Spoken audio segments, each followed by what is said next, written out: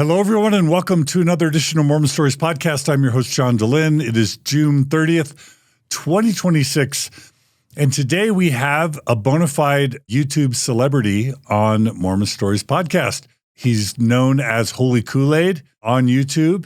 His actual name is Thomas Westbrook, and he was raised evangelical and eventually started a YouTube channel that's focused on, secularism, skepticism, and that sort of thing. And last month, he released an episode about my lawsuit, or the Mormon Church's lawsuit against me. He was kind enough to cover that. It's almost at 100,000 views, but so many of my viewers and listeners were just so super excited because there's overlap in viewership between me and Holy Koolaid. So without any further ado, Thomas Westbrook, welcome to Mormon Stories podcast. Hey, thanks for having me on. It's good to be here. Yeah, how do you identify yourself just as an elevator pitch to those totally out of the know? Yeah, so my channel is very broad, but it all falls under the umbrella of promoting scientific skepticism and critical thinking. I want to figure out how the world works. So I like to dive in and take a really interesting topic and explore it. Usually I stick to things related to the supernatural, the paranormal, the religious, and I ask if the vast majority of experts, the scientific consensus on a particular issue does not match with the religious perspective, why is that the case? Because I don't really care for someone telling me all of these people say that it's true. I think that's an argumentum ad populum fallacy. But I am interested in why is it that the people who've spent 20 years of their life, 30 years of their life deeply researching this topic all kind of coalesce on a particular consensus. And if I can understand that information and then break that down and translate to everyone else what I've just learned over the last couple of months talking to experts and reading, various scientific publications, then I can pass that on to people and say, here's why psychic abilities probably don't exist. Or here's why the faith healer who's asking for money to fund their private jet and tells you that your cancer's cured, why you might want to be a little bit skeptical of that. So I just take a lot of big ideas and I want to know how the world works and why. So the obvious next question is, when did you first read Carl Sagan's A Demon Hunted World? That's the very next question. Entirely too late in the process. I became so I started questioning my faith back in 2014 was kind of when I was shifting out. I mean, I had some questions before that, but that was when I had my I'm done moment. I started creating content in 2015, went full-time 2016, and it wasn't until I want to say maybe 2018, 2019, after I'd already been doing the channel full-time for a few years, that I kept hearing about this book, and I had seen a lot of Carl Sagan's work online, and I felt like it was about time to dive in and read it. And there's a lot of great stuff in there, but I feel like I have very big shoes to fill. Yeah, well, I love what you do. I'm also have to admit that I did a little background reading on you and discovered that you're an Aggie, not a Utah State Aggie, but a Texas A&M Aggie. One of my closest friends, Jason Moore, is a diehard Aggie. So I guess I have to say gig 'em. I guess I have to say that. Yeah, gig 'em.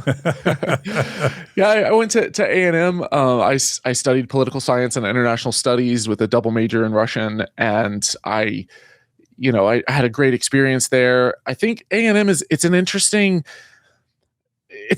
segue from the religious education of my upbringing into secularism, because there are a lot of people who go to A&M who come out just as religious or more religious than they were when they went in, because it's right in the buckle of the Bible Belt.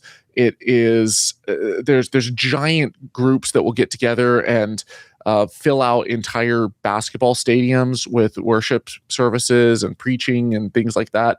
So if you come from a background of being a missionary kid, that's sort of an easier sell. If your parents are saying, you want to go to a public university, why not a private school?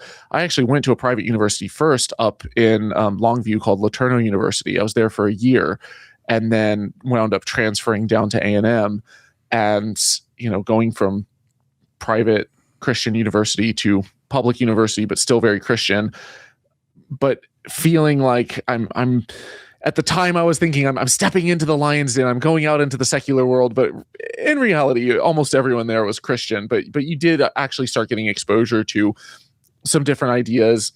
There were professors who tried to stay neutral on ideas and kind of both sides it.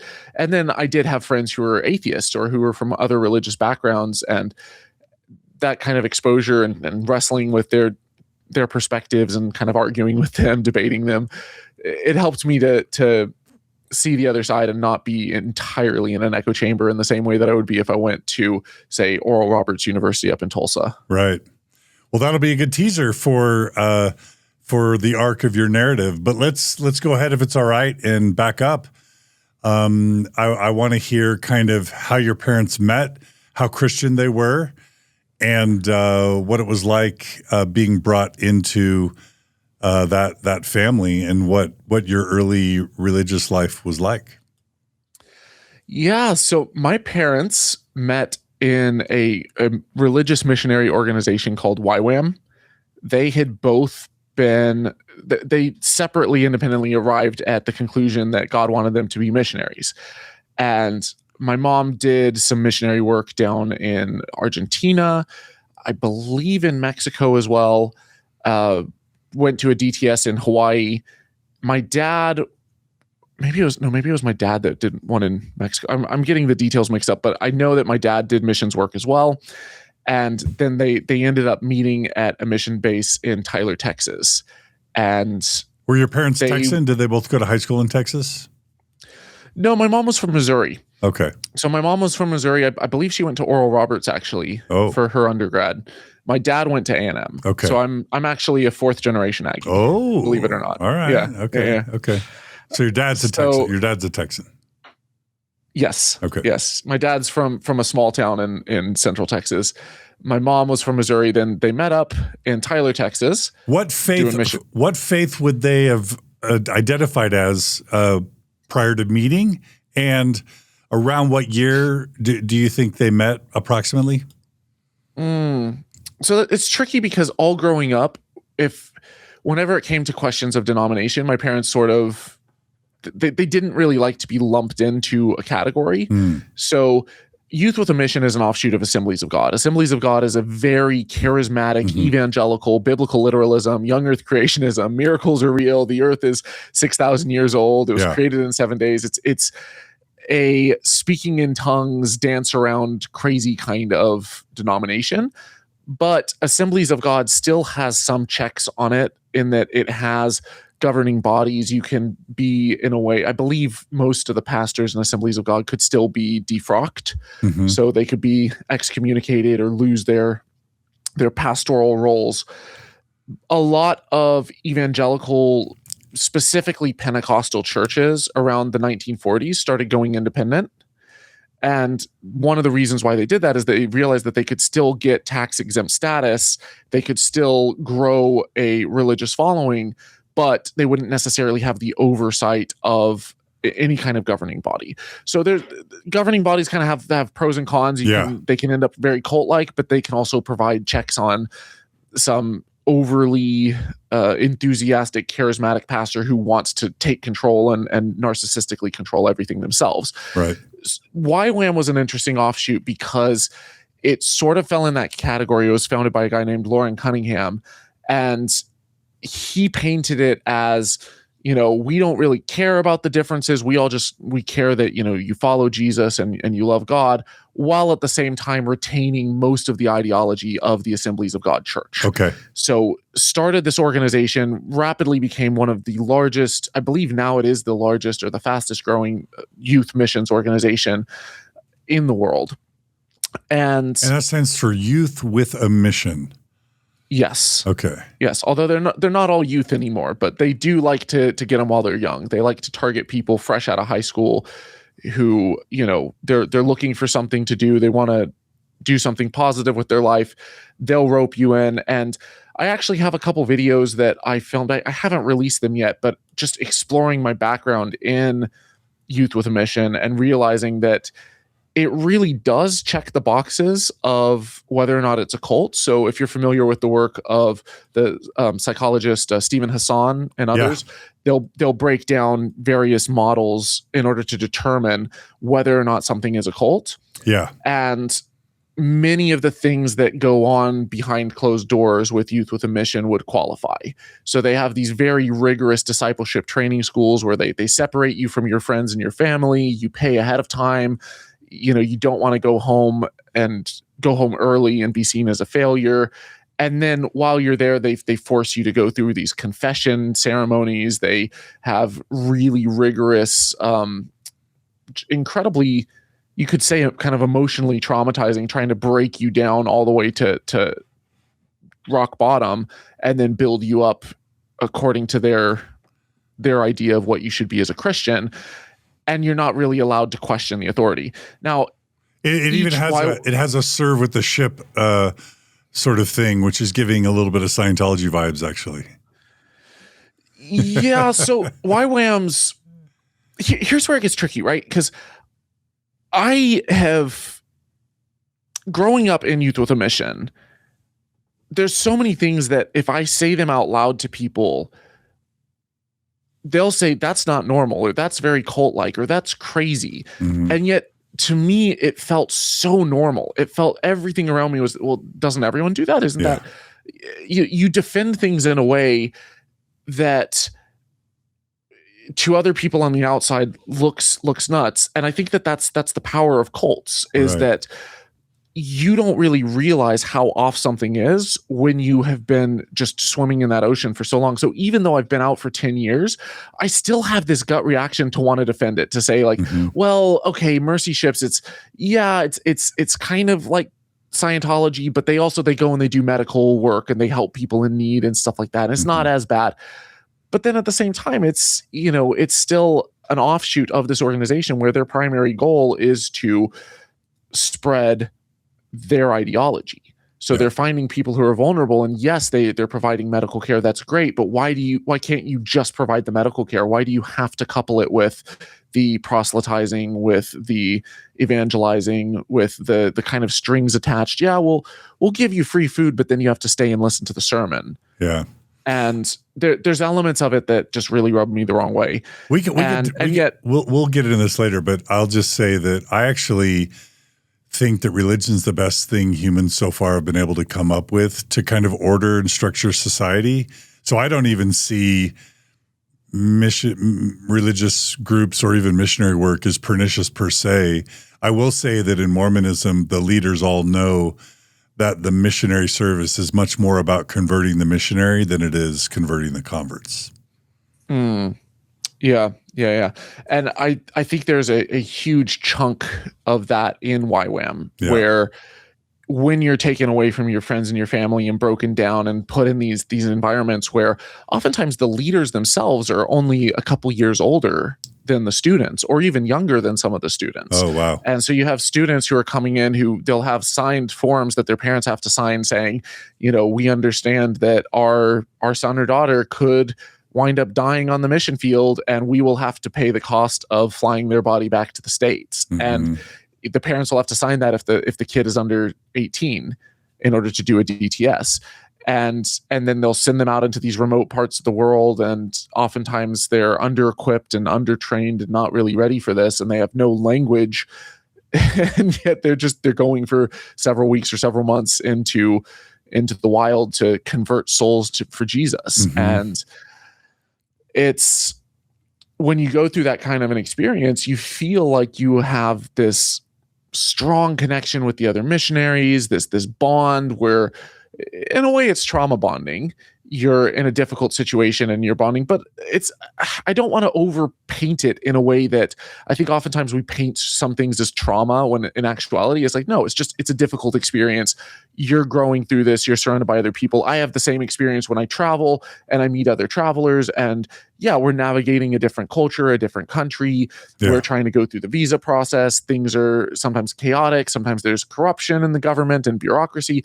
And as you're going through that, you tend to form stronger bonds with other expats who are experiencing a similar thing in the country that you're in. So I don't want to just Of course. overly paint it with a negative brush. Totally. But it does create an environment where, yeah, if you're going as a missionary, you can be extra vulnerable, and depending on the leadership group and the mission school that you're in, there are some nightmare stories that come out of it. Now, some of them people say I had a great experience. It was the best thing in my life, and I grew as a person. And other people have nightmare stories. But I think the mechanisms for cult-like control are absolutely there. Yeah. So your parents met as YWAM-like missionaries, is that right?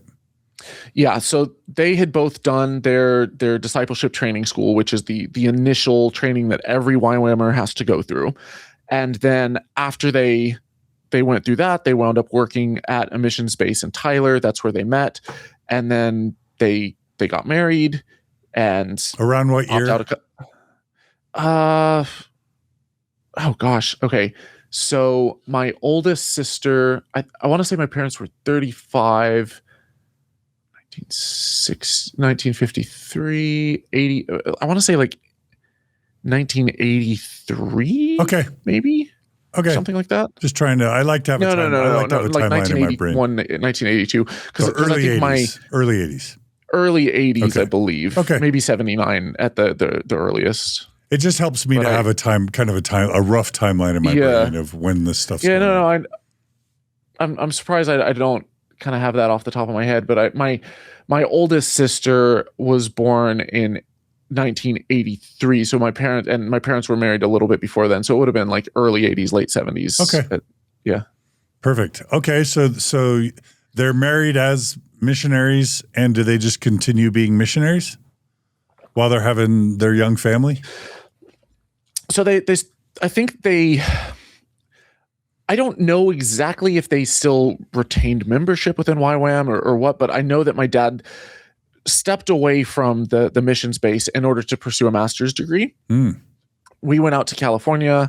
That's where I was born. And then in like an MDiv, Master of Divinity kind of thing, or no, actually, doing ESL.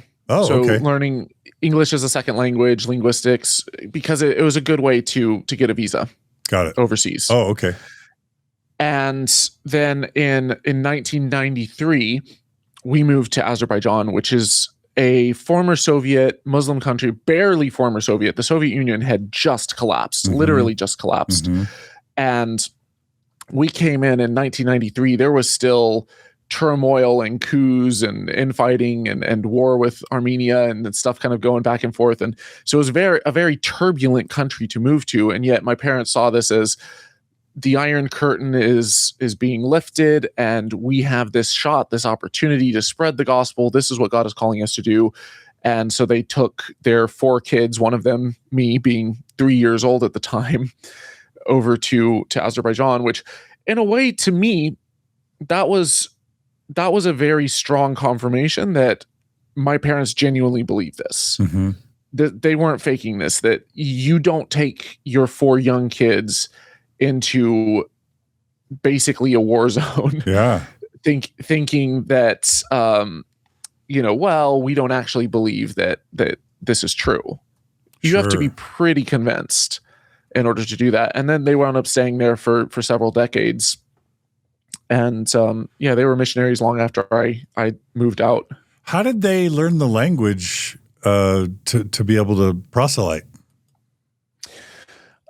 That's actually something that YWAMers are very good at, to their credit. I think that when you look at other people, so the expat community there was predominantly either missionaries, oil company workers, or diplomats. There was some, military, which kind of overlaps with diplomats. One of my friends, his dad was like the attaché to the ambassador and stuff.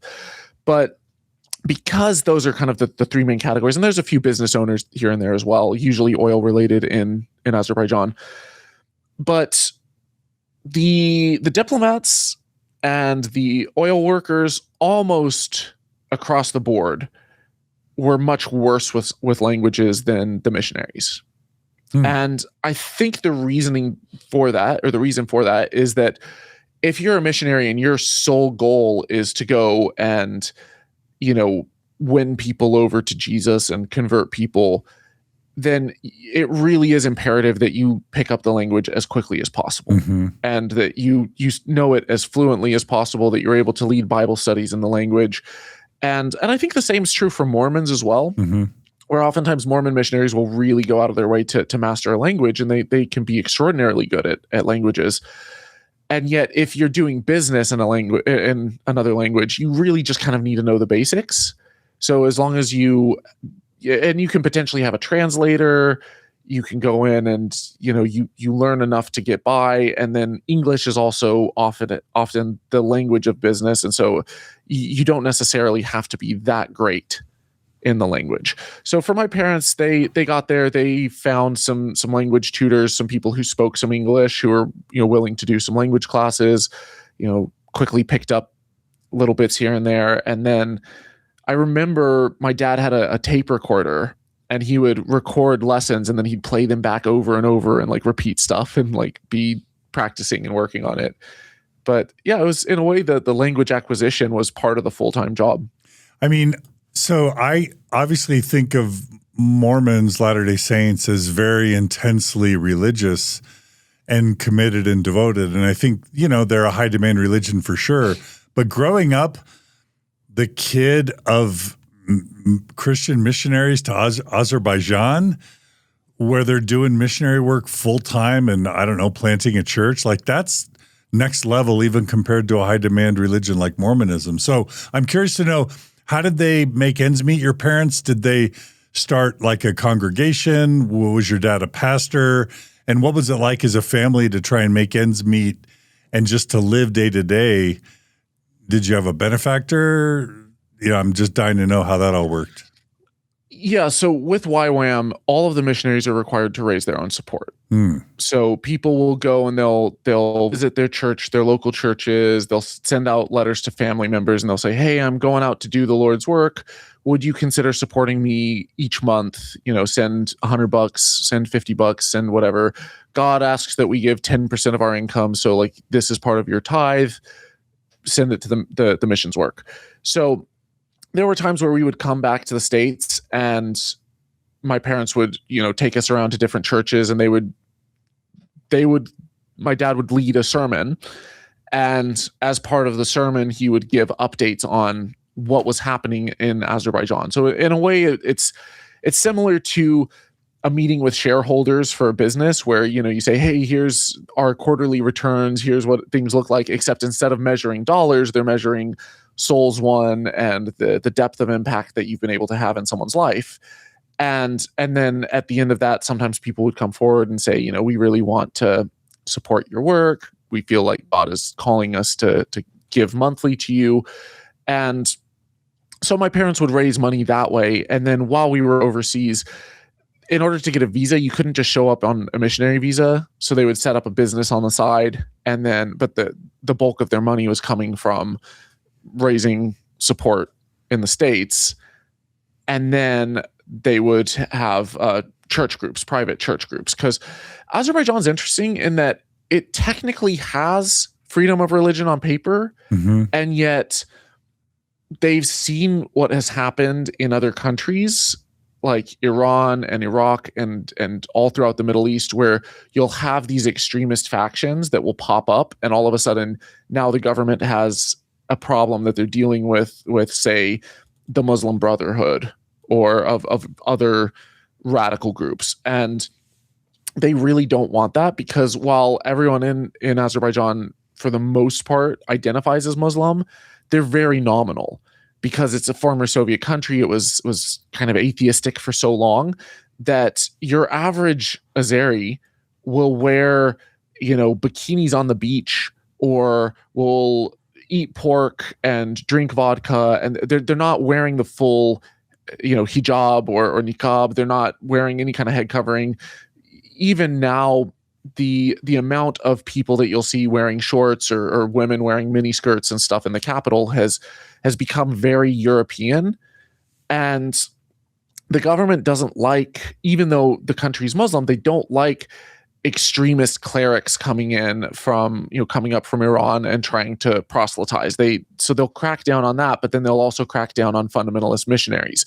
So there are some churches that operated above ground, where you would have the local Orthodox church or the local Catholic church. You'd have the different mosques. I think there was a Swedish pastor there who was a Word of Faith, I believe, and yet even those churches, sometimes you would have locals show up, like local police officers show up and just sit through and monitor the service to make sure that nothing was being said that was like critical of the government or something, for example. And so my parents, because their position was more radical in the sense that, they're evangelicals, they're fundamentalists, but for them it was all about, in a way, it's, God's law is above man's law. So even that in and of itself is kind of counter government, counter political, while still acknowledging we're living in the world. We're in the world, but not of the world. Give to Caesar what's Caesar's, pay your taxes, just, live and let live. But at the same time, God and religion is the most important thing. So my parents set up these private home churches. And every once in a while, you would hear these stories of the police would catch word of a particular home church and they would raid it. And sometimes people would get arrested, and then they'd interrogate them. What are you doing? What do you believe? And usually it was just the locals that would kind of get screwed over by this. Like I don't know that I heard too many times where there were foreigners who were there when the churches got raided, but you did risk, getting kicked out of the country, losing your visa and stuff like that. So was it illegal for you to be there or to be doing Christian missionary work there, or not illegal? Or was it just fuzzy? I mean, for me, I was just a kid. So I mean for your parents. I didn't really have any say in the matter. And nor was I really involved. Growing up at least. I just meant for adults to do that. Was it shady? Was it parents, illegal? It was a gray area. Okay, that's what I thought. Like, technically, all churches had to register. So by not registering, yes, that would be breaking the law. Okay, got it. So what was it like to be the boy of by Christian evangelical missionaries in Azerbaijan? Like, did you have a normal upbringing, totally abnormal? Did you have friends? Did you go to school? Was it like homeschooling, prepper stuff? Like, what was it?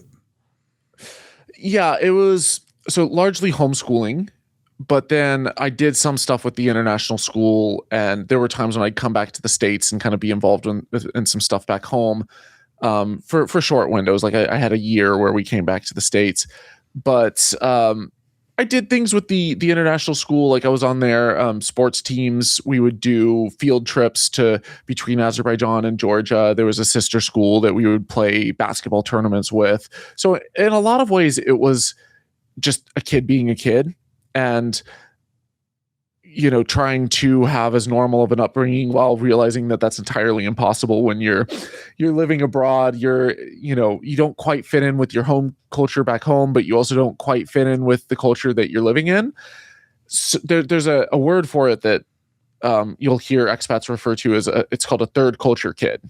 Mm-hmm. Your first culture is your culture at home. The second culture is the culture you're living in. But then there's kind of this entire subset of people who they're living away from their home. They don't quite fit in with the culture that they're in. And so it's sort of this third identity. Got it. And I found growing up, third culture kids were oftentimes the easiest ones to make friends with, to get along with, because you're traveling. Half the time I would make friends with a particular group, and then the next year they would all move off and leave. And sometimes they were oil company kids, sometimes they were other missionary kids. But there's always this fluctuation and this lack of stability in the way that I don't think most kids growing up in the States experience. Mm-hmm. Military brats, it's a little bit different because they hop around a lot as well. But for your average person who's born and raised in some small town and lives their entire upbringing there with their same core friend group, they don't necessarily have that same level of turbulence. I don't think I would change it for the world. I'm glad that I had the experience. I'm glad that I was exposed to this other culture, that I learned other languages as a kid. I would play with the local kids. I was a part of soccer practice. I would go and play and just, learn Azeri and fit in with the local kids and stuff. But then I also kind of was straddling the divide between East and West, where I would then go to international schools and I would, play on their basketball team, or I played guitar in like their talent show and stuff like that. And those kids, like, I felt like I related to a little bit more, even though most of them weren't Americans. There were kids from everywhere, from, Egypt to South Korea to Norway. And yet you all just felt like you were part of this cosmopolitan group where no one really cared where you came from, as long as you were a decent person. Where were y'all socioeconomically? Poor, middle class, upper class? How in the world could you afford those international schools? Are they super expensive, or are they not? Or did you have scholarships or grants?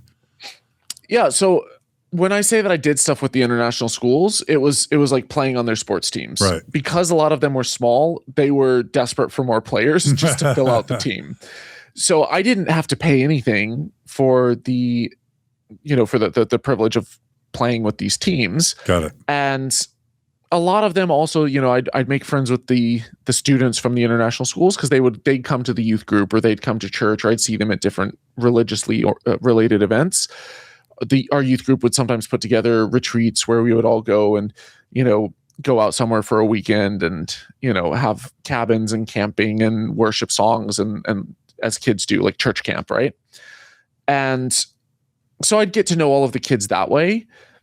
But as far as actually paying for the international schools, the schools there were extremely expensive, right? Especially the ones for expats. And because I had 3 other siblings, for my parents, that was just not viable. Right. And they might have had scholarships, but my parents were very, very, very frugal and not particularly wealthy. Okay. And I think that's another area where, now looking back, I feel like this was more sincere, because I look at missionaries, evangelical missionaries in the early, to mid 1900s, like T.L. Osborne. And this guy, he's painting himself as so humble and sincere, and yet he's raising millions of dollars and he's exploiting people. And let's get the camera angle just right to show you, this poor starving African child that I'm helping. And it seems very predatory and opportunistic. Whereas with my parents, there was never a point in my life that I don't remember them, washing and reusing Ziploc bags and, penny pinching every little thing and haggling with, the people in the bazaar at the grocery store, trying to bring the prices down to, be able to afford it. My parents were always very, very, very careful with money. And I think it's largely because there wasn't a whole lot coming in, but they also came from a generation that really focused on saving and living within your means. My mom was a farm girl. My dad his grandpa was a farmer, but then he grew up in a really small town, and there was just a priority on making ends meet with what we have. And so I never felt like my parents were just trying to raise as much money as possible and raise support, and then, using the missionary work in order to try to emotionally prey on their supporters. Yeah. So what was your emotional and spiritual life like internally? Were you a true believer? Were you really into it? Were you annoyed? Were you torn? What was your spiritual life like, as a teen and then moving into, as a child and then moving into adolescence? A little bit of all of the above. So I was 100% a true believer, believed every single bit of it. I didn't see how anyone could not believe in God. I understood how some people would interpret God differently, why, Muslims might believe their particular way, but I thought that they were deceived. And, Mormons might believe one particular way, but I thought that they were deceived. But it's like, we had the true faith. And I was baptized when I was 7. And I was so ready. I wanted to be a part of the group. I wanted to be like everyone else.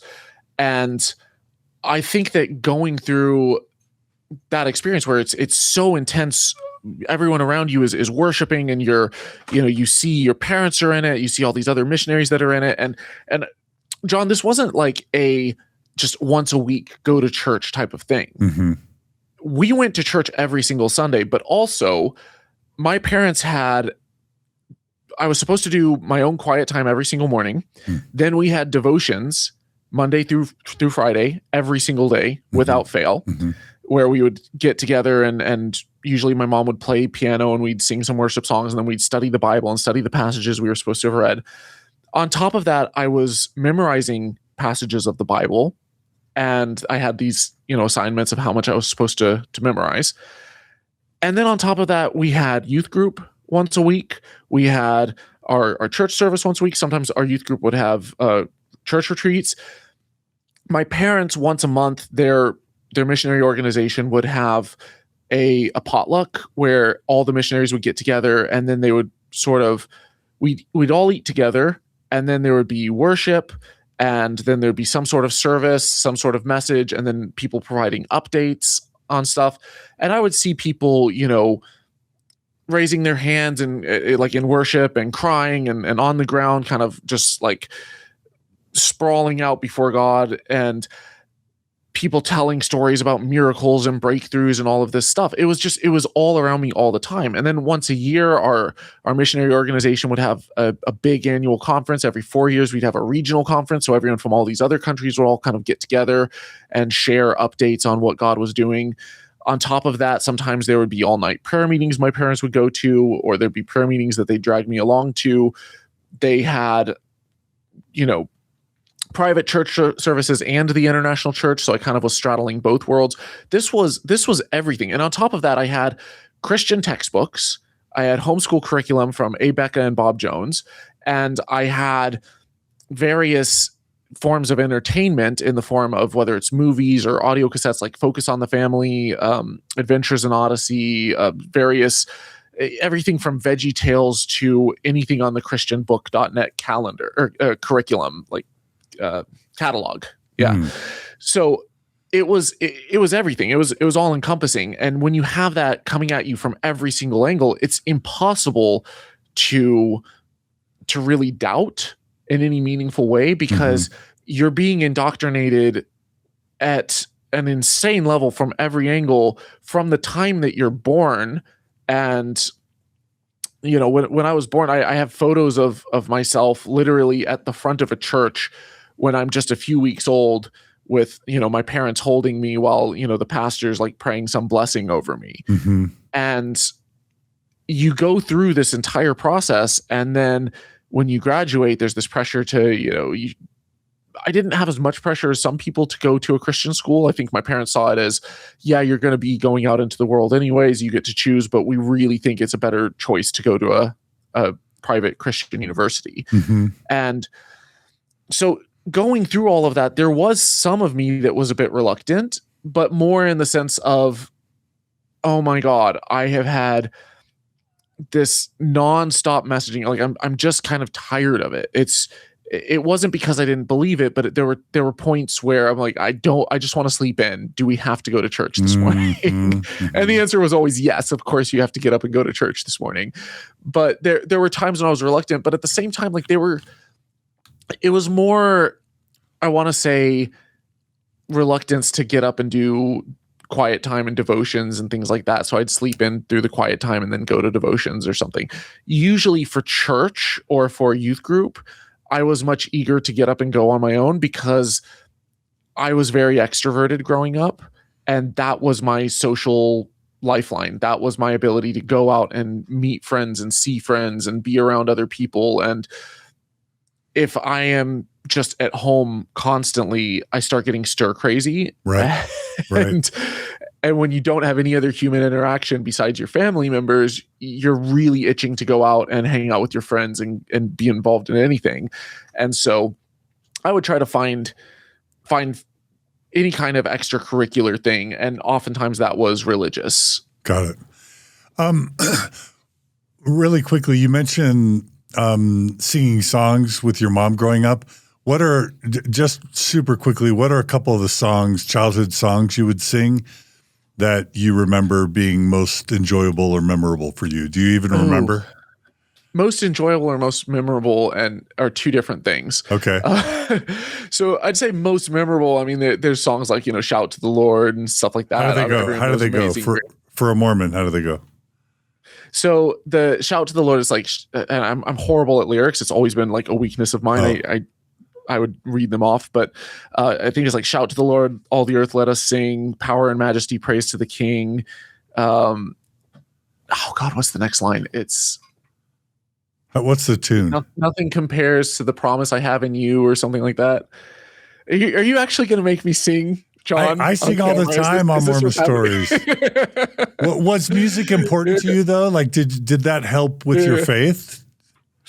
Oh yeah. I mean, I think that anytime that you're in a religious setting, when you have music and everyone else is singing, in a way, it's, I don't know that I necessarily believe in hypnotism in the sense that like you lose control, but I do think that there's certain altered states of consciousness where you can kind of enter into almost like a soberly induced form of intoxication where, you're lost in the moment.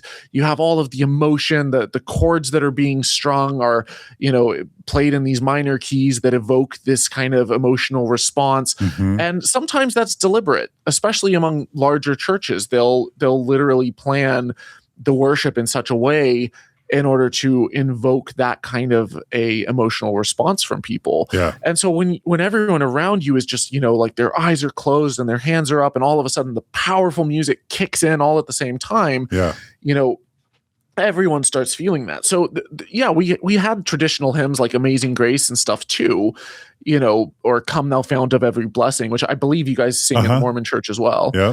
And so we would have those kind of traditional hymns, but then that oftentimes felt a little bit stale. So we see it as, that these are valuable. These are very like kind of doctrinal, traditional. And there was always kind of this push and pull between sort of the younger generation that wanted the fast-paced, upbeat guitar and drums kind of evangelical worship.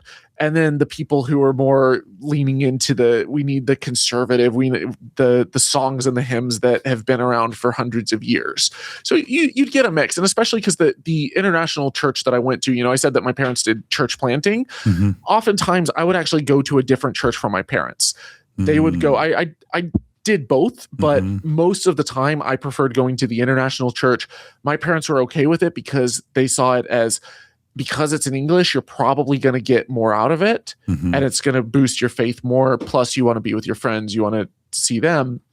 So I would go to the international church, which was in English, and because there weren't that many expats who were Christians, who were Protestant Christians at least, then the church service I would go to would have a mix. It was kind of a multi-denominational. So they might have one Baptist pastor giving a message. They didn't have one pastor the entire time. Oftentimes, especially early on, they would have one pastor who's, giving a Baptist message. And then the next, it might be someone who's Presbyterian or something. And one Sunday we would have a traditional African worship service that would have, the bongo drums and different stuff. And then the next time you might have a woman just on a piano, and then you might have a full kind of rock band where someone has a drum set and a guitar, electric guitar. So you kind of got a mix of everything, which I think it was a pretty cool experience, to be honest. Sure. Like seeing that kind of variety. It was very, very multicultural, very cosmopolitan, multi-denominational, but yeah, it was different from your average upbringing, but I very much enjoyed it as a kid. Yeah. And I think it wasn't until quite a bit later in my life that I actually started having doubts and questioning the veracity of the claims that I was taught. So that would make me, when I growing up in Katy, Texas, I had a lot of evangelical friends, Baptist friends, etc. And they were all coming at me with like the God makers and, your church is a cult kind of stuff.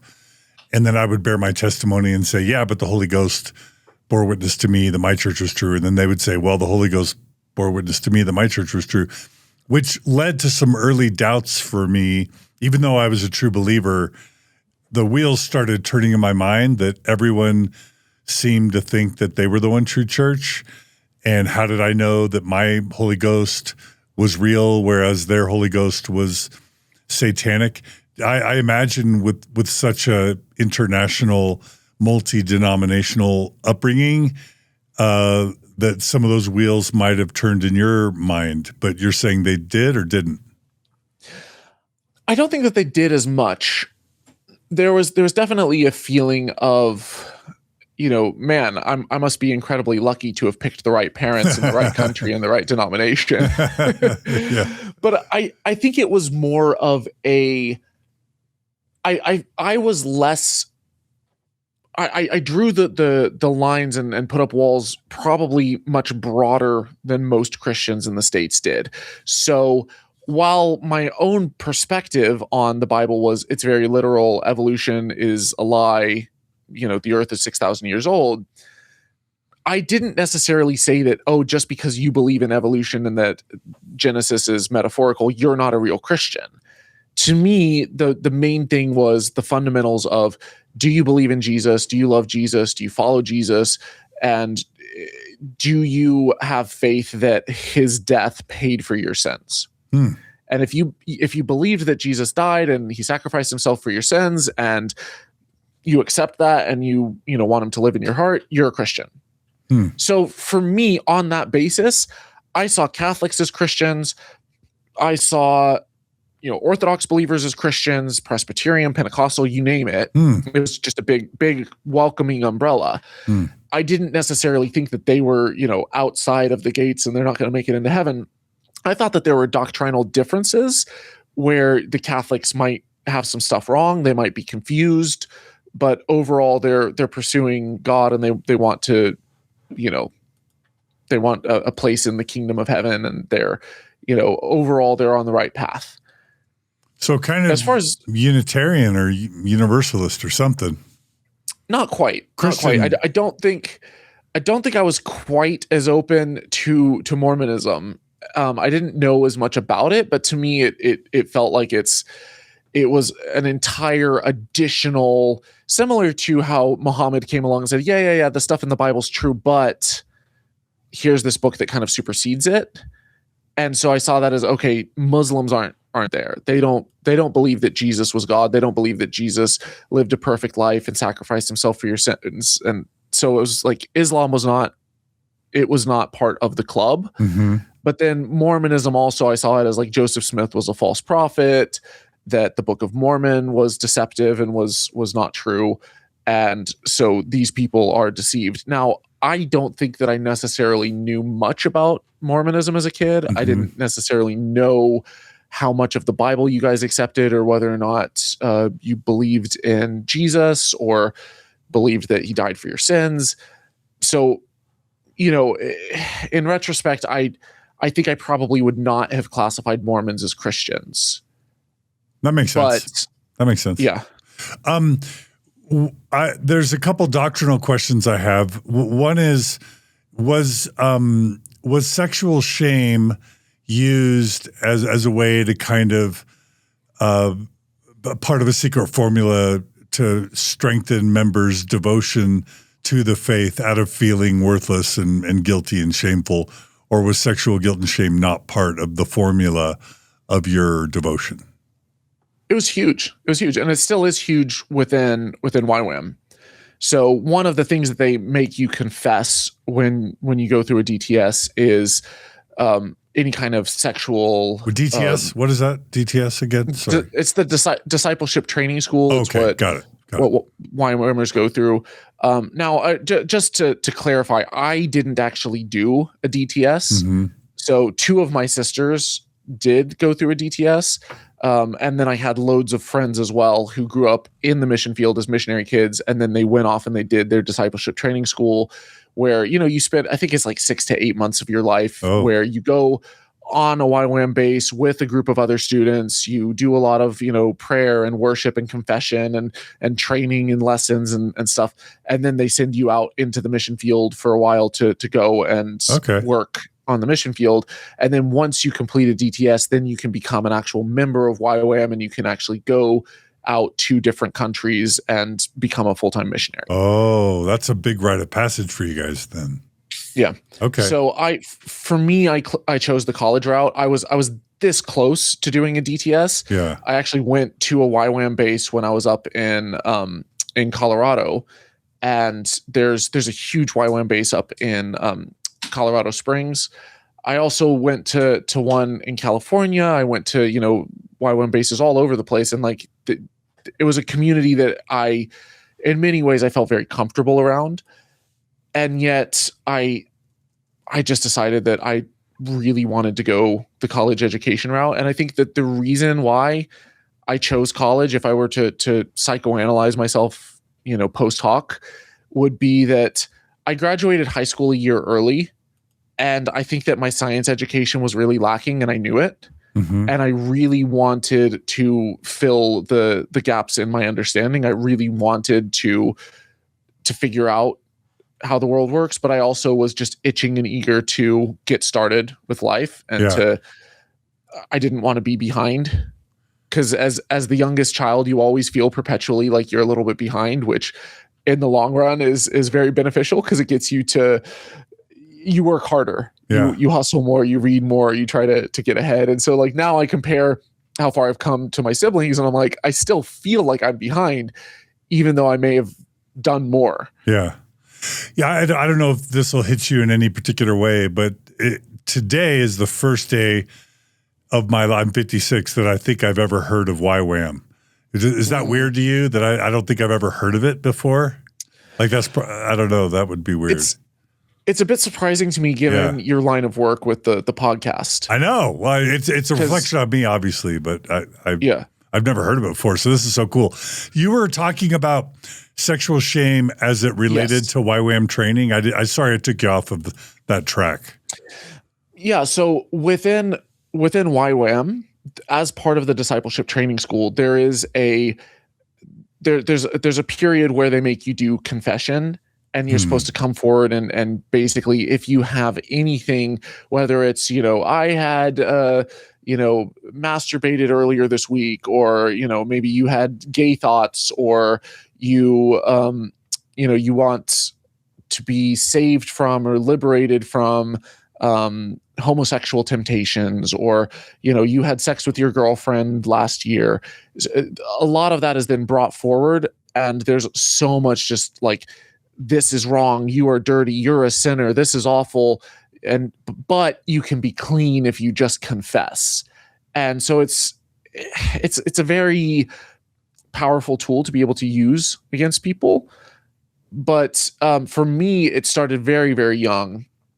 And I would say it created a lot of baggage, because from the time I was like, I didn't learn what sex was until I was about 10. And I was told in a very kind of clinical way, it's like, when a man and a woman love each other very much, it's like, it's not storks. And I didn't know what homosexuality was. I didn't know what safe sex was, or what condoms were, or how to prevent pregnancy or prevent disease. I basically had no sex ed whatsoever, at least not evidence-based. And when I did start hearing words, I'd hear people say that something's gay, and I'd ask my dad, like, what does it mean? Like, what is that word? And he'd be like, well, it goes against God's will and his desire for humans. And, he painted as this horrible kind of, it's an abomination, and I can't believe anyone would do that. And then I remember asking him what a condom was, because I read it in the word condom in a Frank Peretti book. And he was like, where did you hear that? He was kind of upset. But my sex education was my dad saying that sometimes people will have sex outside of marriage, and it goes against God's will, and it's this horrible, sad, shameful thing, and you need to run from it and keep yourself clean no matter what, at all costs. And if you're walking, past a row of magazines and there's scantily clad women on it, walk on the other side of the thing and look away, and just guard your eyes. And pornography is evil, and anything that is, sex positive is evil. And so I think that I developed a very unhealthy relationship with sex, where you go through puberty and you have hormones and you start noticing, the cute girl in your youth group, and you want to start having dates. You want to start meeting people. You want to, ask a girl out. And yet my parents were so strict on it that their idea was, you have no business dating until you're ready to get married. And then it should be this formal courtship kind of within the church in a healthy setting. And then you should go from, the courting process to the marriage process kind of as smoothly and quickly as possible, so that you can get married and have kids. And it really created an unhealthy level of repression, where you're being conflicted and torn, where you're having these hormones and these feelings and these emotions, and you're noticing people, and all of your friends are kind of going on dates and making out and things like that. And you feel like you have to kind of fight against that evil, sinful nature within you. And then by the time you actually leave home and you go off to college, and now you're kind of thrown to the wolves, you're so unprepared for relationships. So you don't know what a healthy relationship looks like. You don't know what there was no conversation surrounding consent. There was no conversation surrounding, what is and isn't okay, and how do you tell, because it was all wrong. All of it's wrong. So even having a loving, consensual sexual relationship was evil. So it's kind of like, well, what's the difference between that and, sleeping with someone before marriage and raping someone? We're all basically like on the same footing within this kind of environment. Right. And, I think I navigated the situation the best I could. I don't think that, I think even when you're going through high school, people, there's a lot of confusion, even if you have great parents, for sure. It's a very difficult period. But I think that kind of an environment, it's incredibly unhealthy, and it doesn't create kids who are willing to have conversations with their parents. Because if I had gone to my parents and said, hey, I like this girl, and she thinks I'm cute, and I'm thinking of asking her out, instead of my parents kind of sitting down and going, okay, let's talk about it. Like, you want to have her over? We'd love to meet her. We're kind of supportive. Just take it slow. You're just a kid, but like, no pressure. And like, let's kind of talk about, safe sex, and about, where are you at emotionally as a kid? Like, do you even want this? Like, is she abusive? Is she controlling? So instead of having a situation like that where you can have a healthy conversation with your parents, my parents they made it so difficult, and I knew exactly what they were going to say. They were going to say, you have no business dating a girl right now. And there was one point where I got a text message from a girl when I was 13. And this girl I had kind of had my first date with a different girl. I had my first date with this one girl, and like, we held hands for the first time, and I was so nervous. My hands were clammy and shaky, and it was actually at, like, my dad's office was doing a showing of one of the Lord of the Rings movies on the projector.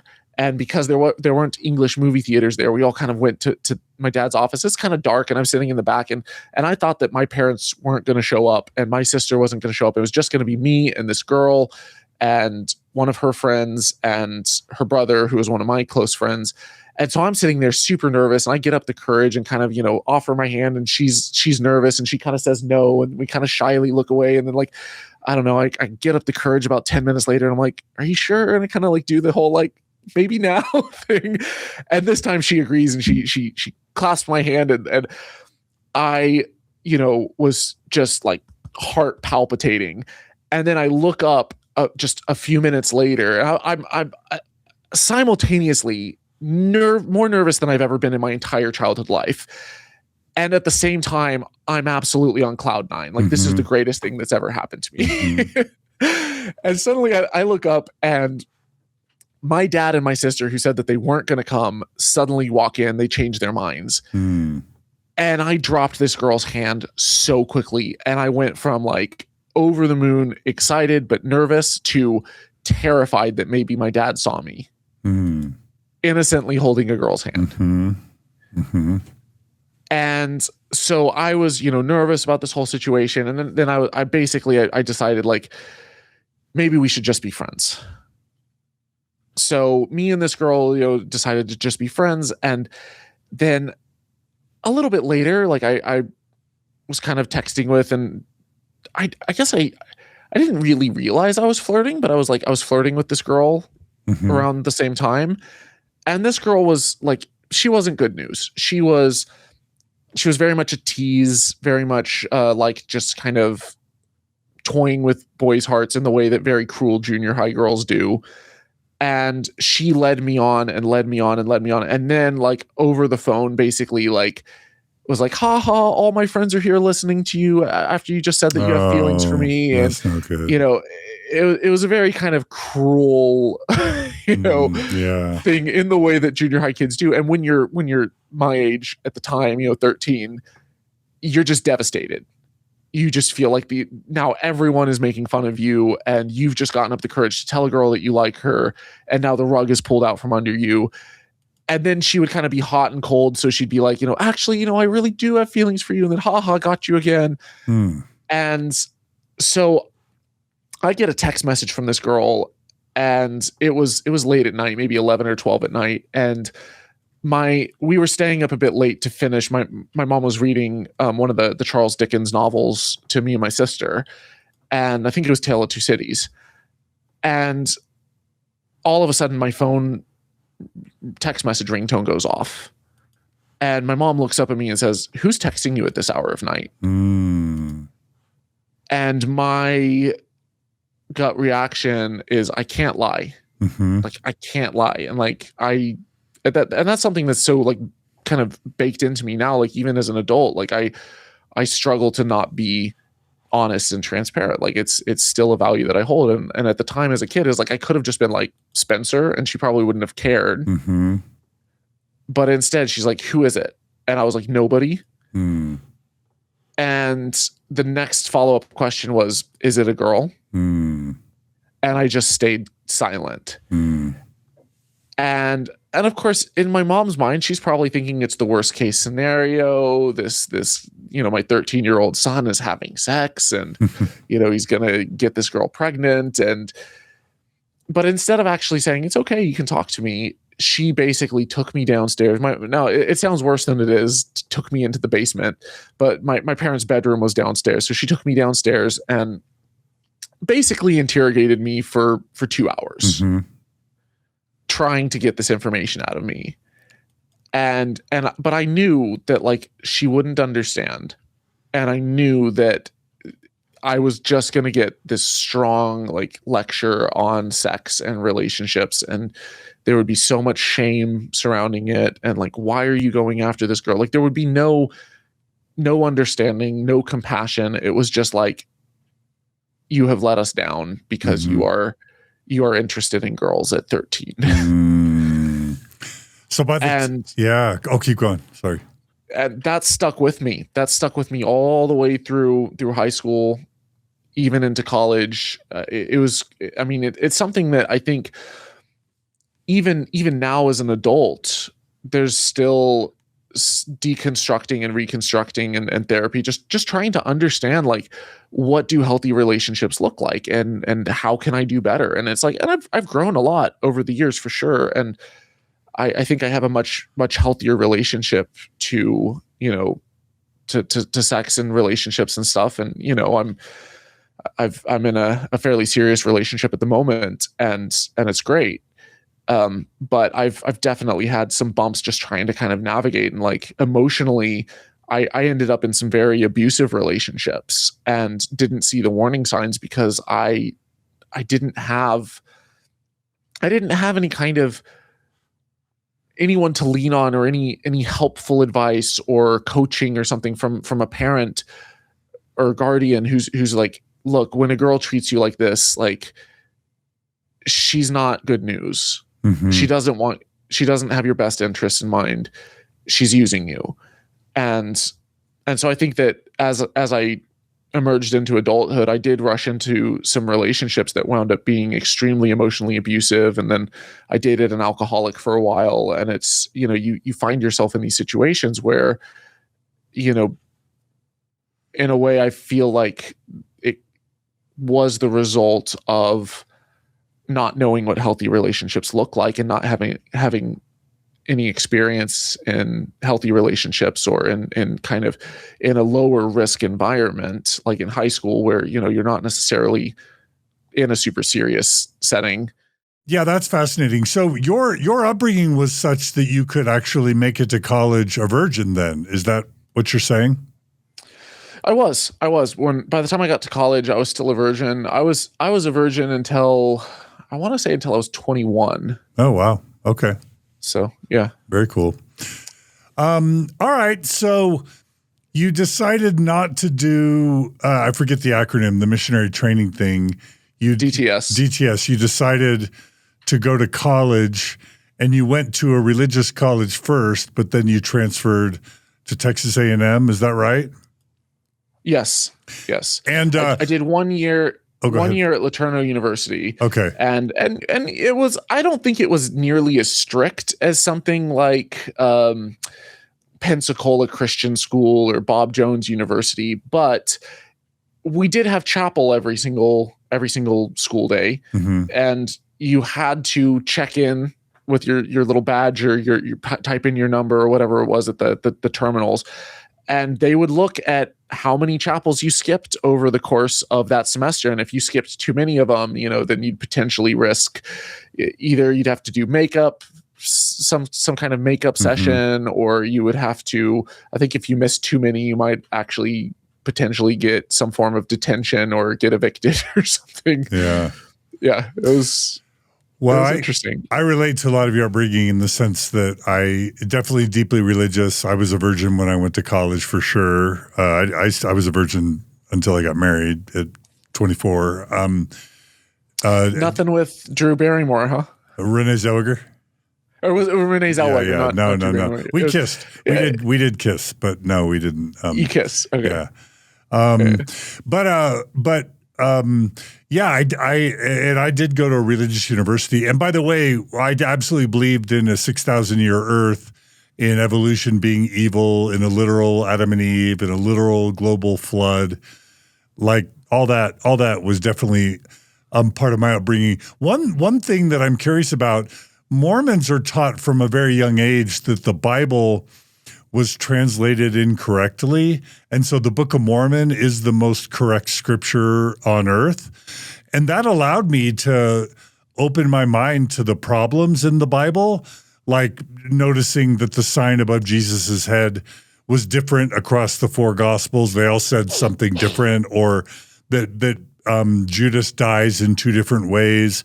And so the wheels were turning in my mind as to biblical errancy, I guess might be the term, when I was even in high school, because my theology allowed for the Bible to be flawed. Did you ever allow your mind to consider that the Bible had flaws, kind of like a Bart Ehrman kind of awareness to the Bible being flawed as a teen or even young adult? That's such an interesting question, because I've my exposure to Mormonism is actually somewhat limited, but the fact that you were able to do that I want to ask you in just a second. Yeah. If, or maybe now, and then we'll come back to this question, but was that a thing that if you had encountered contradictions within the Book of Mormon itself, where he says one thing in one place and then something else in a different place, or where there's historical inaccuracies or scientific errors in the Book of Mormon, would that have then shattered your faith, even if you thought that the Bible was incorrectly translated?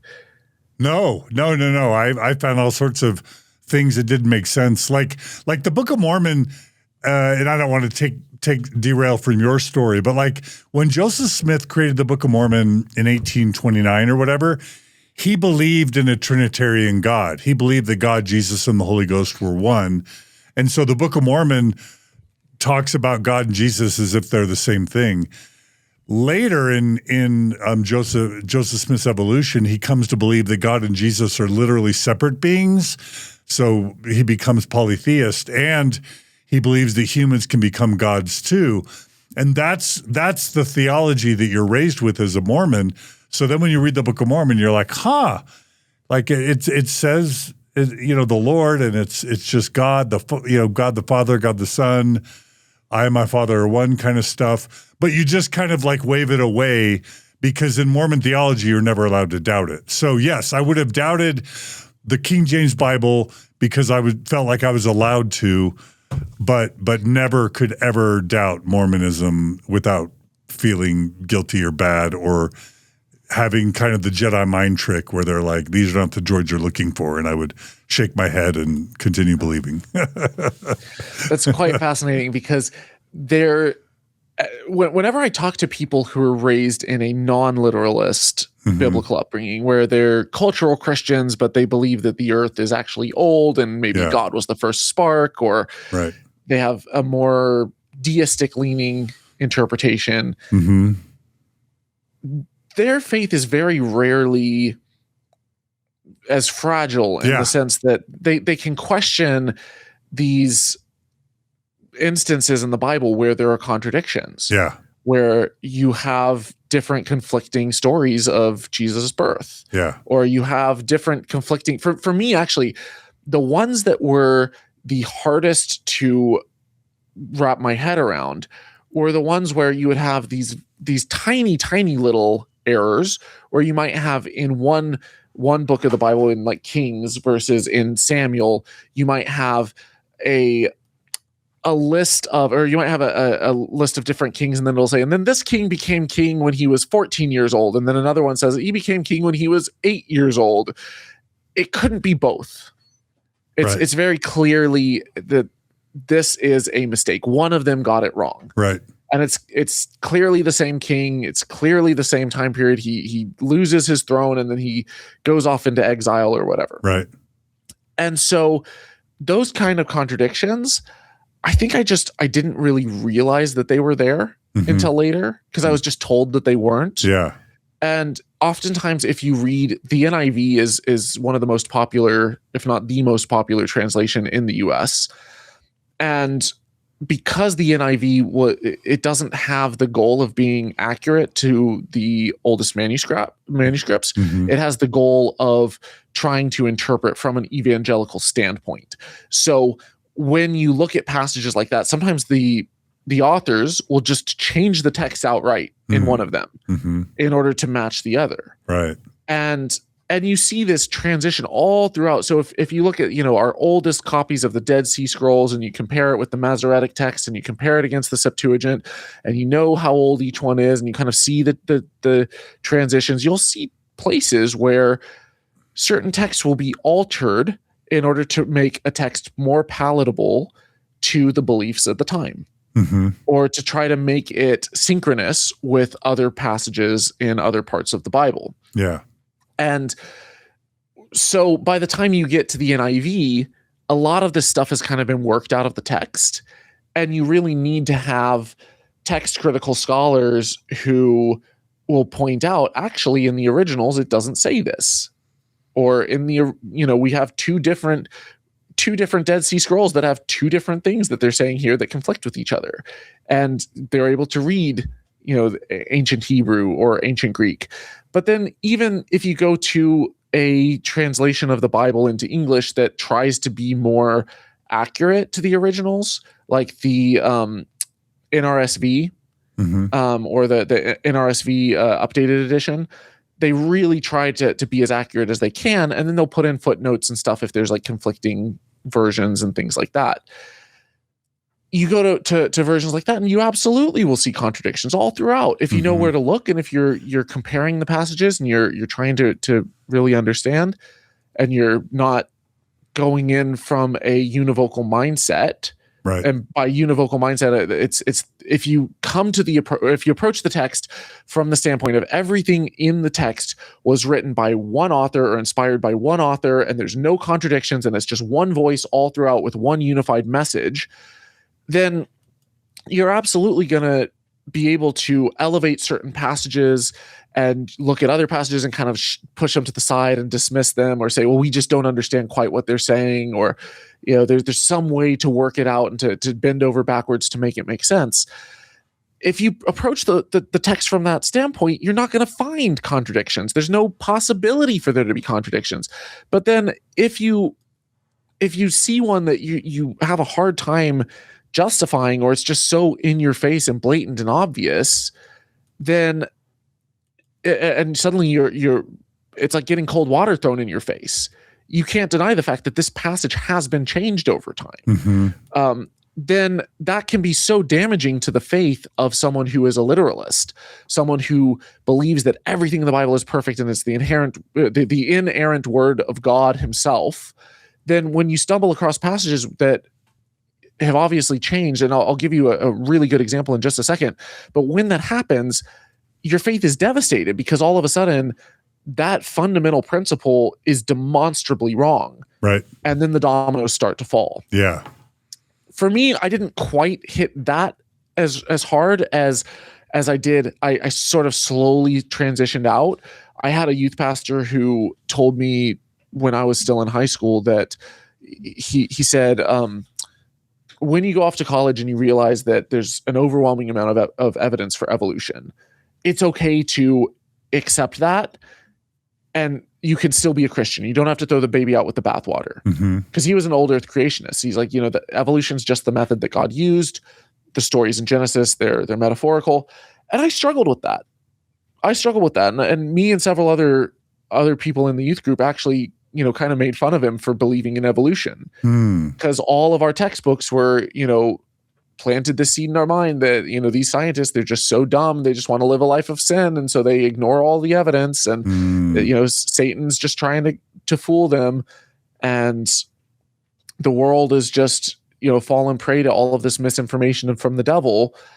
And so the possibility that this youth pastor who I respected, who loved God, who worshiped God, who believed in the Bible, who taught Bible studies, could believe in evolution, it was kind of a shock to me. But then when I went off to college, I was like, okay, maybe I'm, I'll explore where the evidence is. I don't have to give up my faith. And then I started meeting, other Christians who were saying things, like truth withstands scrutiny. It's okay. Like if you want to go where the truth leads, you shouldn't be afraid to scrutinize it. You shouldn't be afraid to look underneath every rock and to try to test it and look for evidence. Because if you find out that your belief system isn't true, do you really want to believe a lie? Do you really want to live life with this discrepancy between what is true and what you're doing?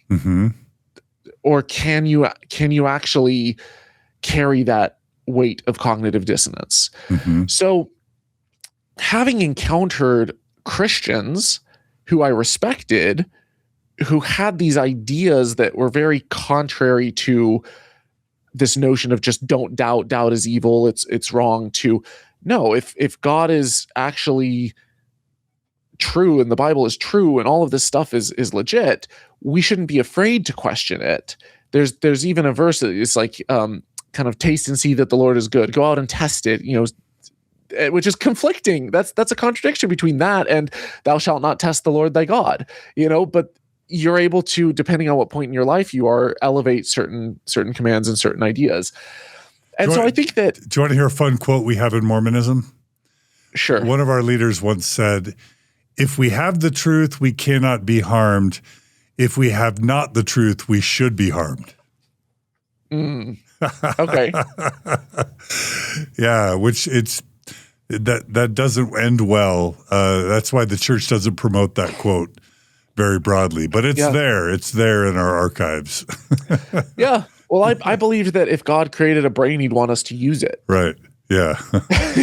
So I wasn't really afraid of digging, but I thought that the digging would lead me to the Bible. I thought it would confirm my faith. And instead, what I found was time after time, there was evidence that this universe is actually much, much older than the Bible says it is. And so I started, taking classes both in university and outside. I would, I was very sponge-like in my inquisitiveness and my curiosity. And so I, even after I graduated, watched a massive amount of college lectures online. Back when, I don't know if edX and Coursera are still a thing, but they were these, they called them, I think it was Moots or MOOCs. It was like a MOOC. I think it was a massive open online course, and it was free courses that you could take that were put out by universities, by Yale and Harvard and Cambridge and Berkeley and all these other places.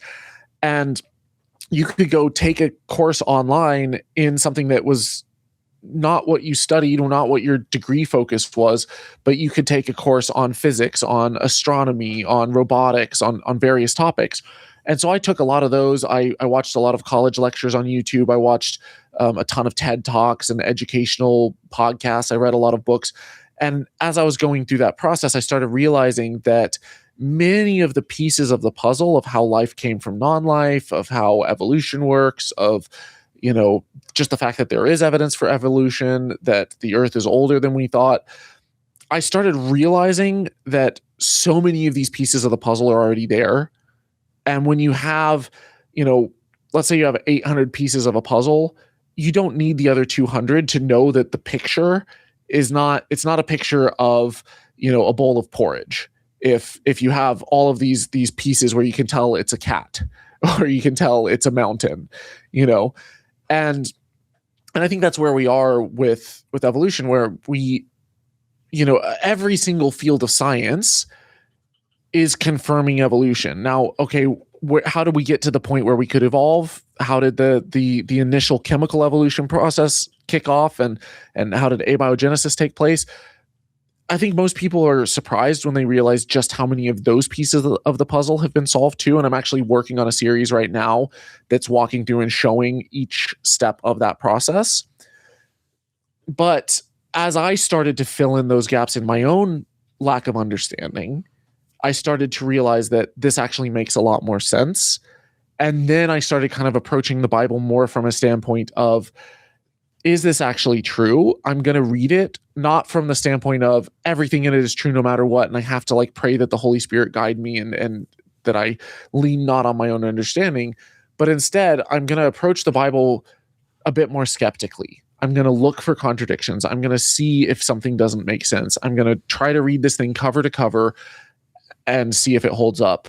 And I think I made it about to Deuteronomy before I was just I had page after page after page of notes of, here's a contradiction, this doesn't make sense, this is scientifically inaccurate, there's historical problems with this. It was just filling up this document. And around the same time, I was watching loads of debates online, and I was watching content from people who are more critical of creationism. And I watched a debate between Bill Nye and Ken Ham. Ken Ham of Answers in Genesis. It's a creationist organization that has an entire museum dedicated to convincing you that the earth is 6,000 years old and that humans lived with dinosaurs. Mm-hmm. And he's also a guy who he recreated Noah's Ark in a parking lot in order to try to show people that this story is actually real. Mm. And Ken Ham was debating Bill Nye, and one of the audience members asked a question, and the question was, what, if anything, would ever change your mind? And Bill Nye responded, give us one piece of evidence, one fossil that's out of place, one, just show us something and I'll re-examine. We don't necessarily throw it all out, but we'll try to figure it out and try to change our beliefs based off of the new information. Mm-hmm. And Ken Ham was asked the same question, and his response was, nothing's ever going to convince me that the Bible's not the inerrant word of God. Mm. And it was just this level of in your face closed-mindedness. And I think for me, that right there, that was my I'm done moment. I was in my office, and I was like, I would work on stuff. I was writing a lot of like SQL queries and doing, because I worked in IT after I graduated. And a lot of times it was really boring work. And so I just have podcasts in the background. I'm doing my work. And I remember listening to that. And at that point, I just, can I swear on your show? Yeah. My exact words were, "Fuck this, I'm out." Oh, wow.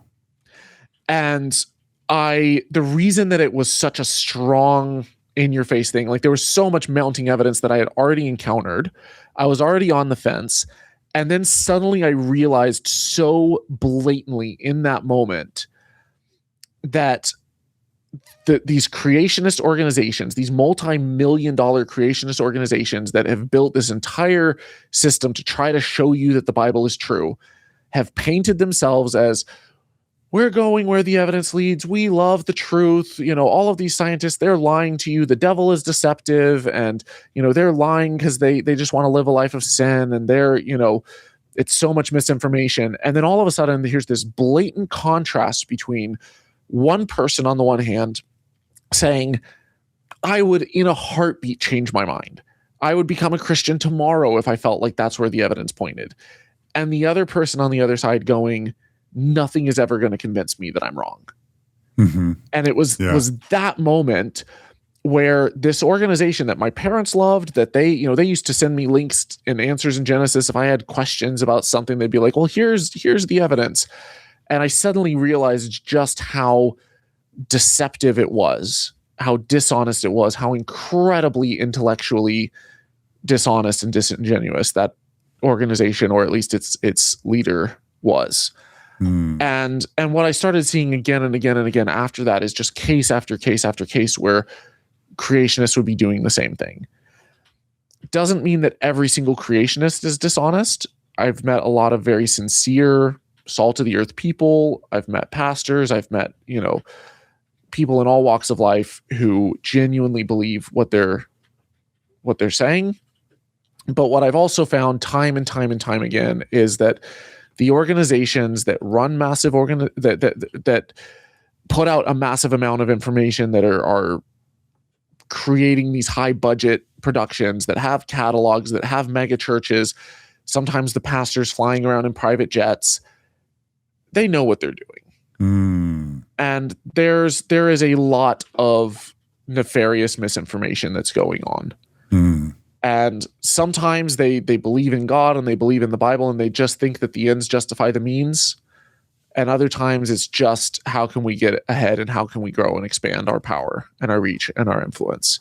And I've seen that more and more and more as I started dissecting the faith healing movement, as I started diving into characters like Benny Hinn, Oral Roberts, Kenneth Copeland, and countless other faith healers. I started seeing the same exact grift again and again and again and again.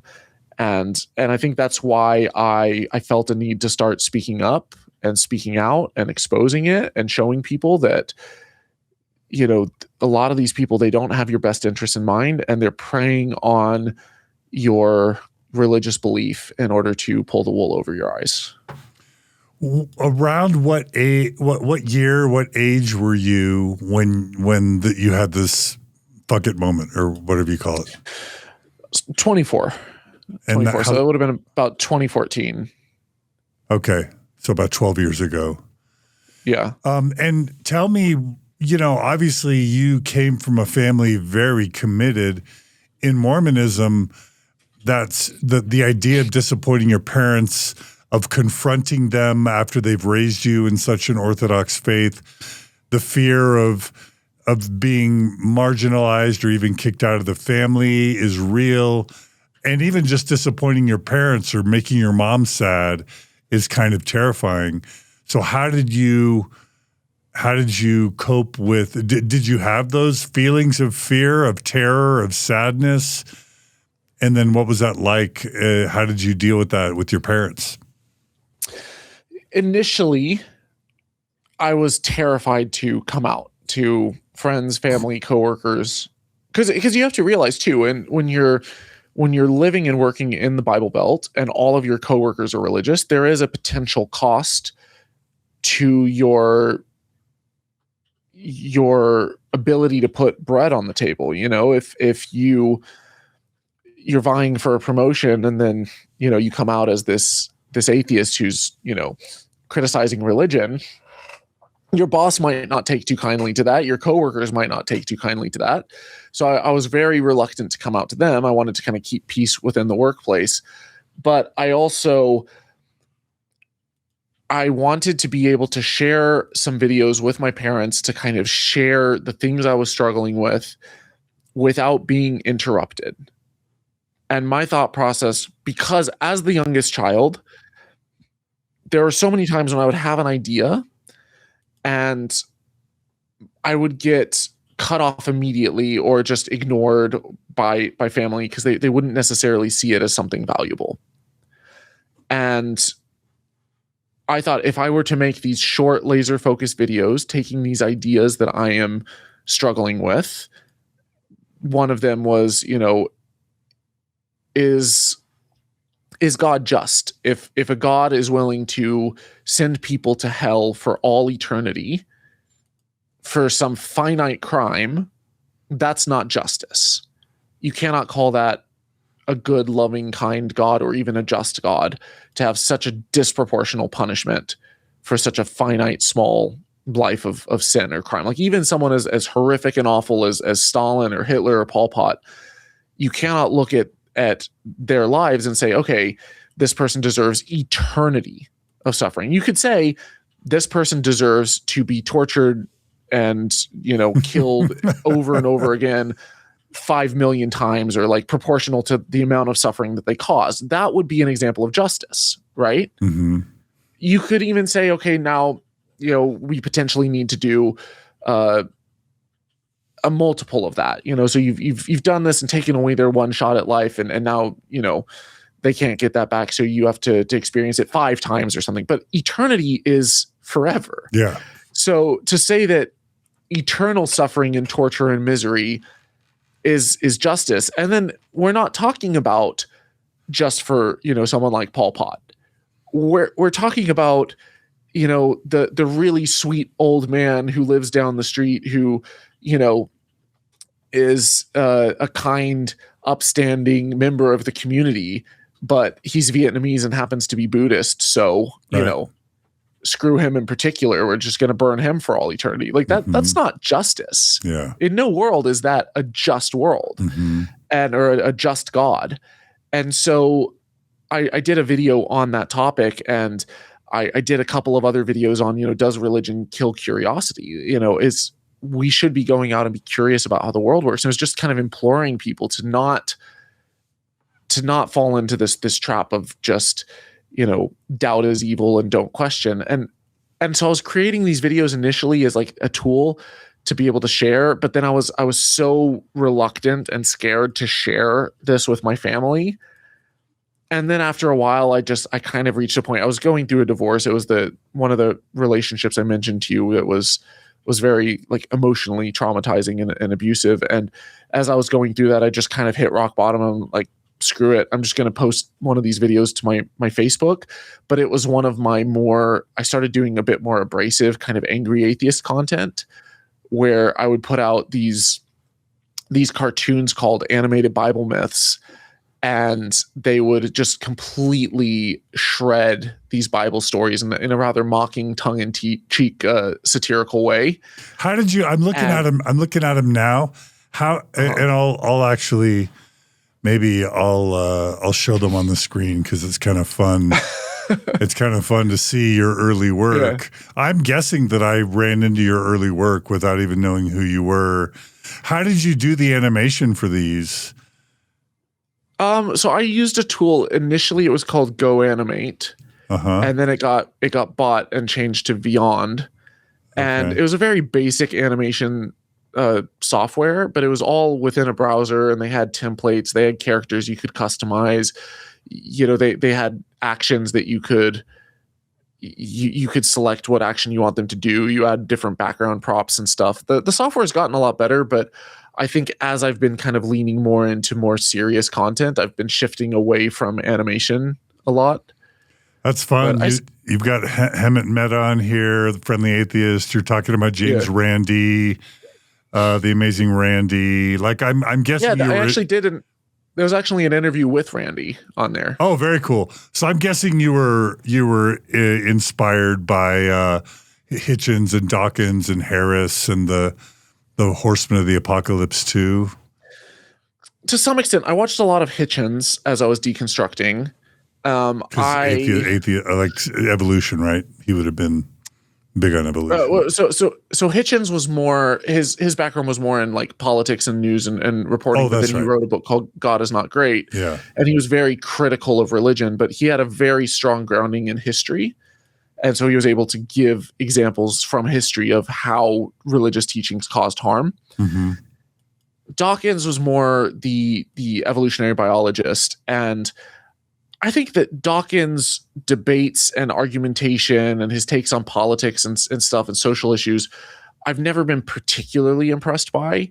But his work on evolution, I read the Blind Watchmaker and The Selfish Gene, and that really fleshed out my understanding of how evolution works without it being just this straw man caricature that I was raised with as a creationist. Which actually, if you're a creationist and you're wanting to keep your kids in the fold as creationists, simply teaching them strawman positions of your opponent's arguments is a really bad strategy, because the second that they realize that, oh, your parents actually lied to you about what the opposite side believes, and here's what they actually believe, then it's going to backfire.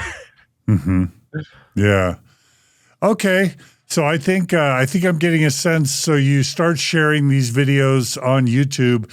You answered that in the context of trying to navigate or maintain your relationship with your parents. So I'm inferring that you create some of these early videos to try and have a conversation with your family about your doubts and questions around faith. And I'm just going to predict that. I'm going to predict that doesn't go very well. It was like the first three were probably a bit more diplomatic. And then when I started doing the animated Bible myths, that was when I was just like, just burn it all to the ground. Like I was so frustrated. I was so done. I was like kind of emotionally at rock bottom in terms of, going through a divorce. And I'm just like, it was a way of kind of sticking my middle finger up and just trying to ridicule the belief system, which I don't think is the best way to change minds. I don't think it's the most tactful way to go about it, but it certainly was lethargic. I certainly attracted an atheist base of supporters, of people that are like, thank you, someone's, pointing out some of these ridiculous things.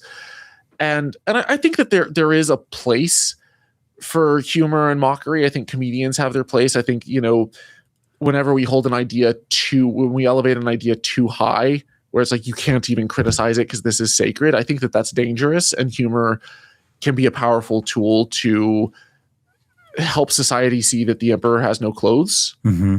And it shifts the Overton window. So I do think that there can be a place for that.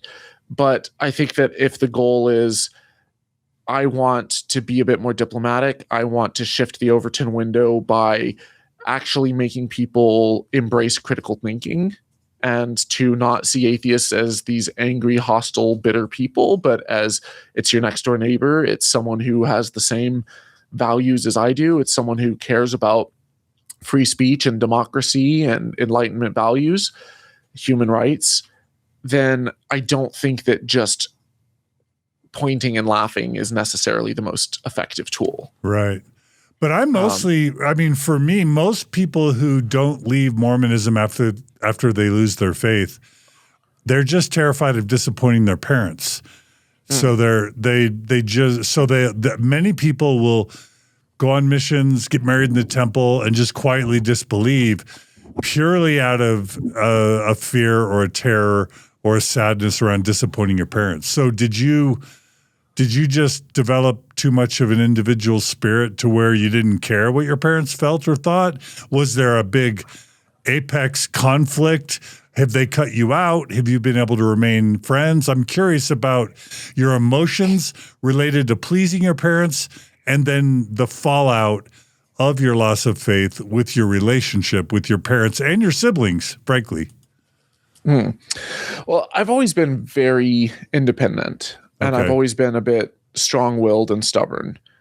And I did get some blowback from my parents. There was a period where my mom said, I believe I was talking to her about, I was about to go off to Thailand, and my mom said something like, "Well, we still love you." And it was a bit shocking. What do you mean still? I didn't realize that this was conditional, but I responded with, "Well, that's the most important thing. That's more important than what we believe, like our difference of belief, our faith." And she said, "No, I don't agree with that. Basically, my faith is more important than my love of my own son." And so that was hard to hear for sure. I don't think she necessarily realized kind of the depth of what she was saying, but I knew kind of then and there where her priorities lay. And there was another point where my parents tried to use my divorce against me, where when I first left my ex, I was devastated because I was very much in love with this person, but I started realizing all of the things that she was doing to me. The levels of gaslighting and abuse, and constantly picking fights, and feeling like you're walking through a minefield every day where the mines are shifting places. And I started looking at how that was going to affect me long term, and I realized I was slowly becoming a shell of a person, and that long term I stood to develop, depression and anxiety and PTSD and hypervigilance and all of this. And so I realized I couldn't do it. I couldn't stay in this relationship, and I wasn't about to bring kids into this relationship. And so I left. And when I shared all of the details with my parents, they were initially very supportive and said, we love you. We understand. We're so sorry. It's going to be okay. It's not the end of the world. We're here for you. And then right before I was about to leave, because I chose to go full time in Holy Koolaid, but I really didn't have a lot of money.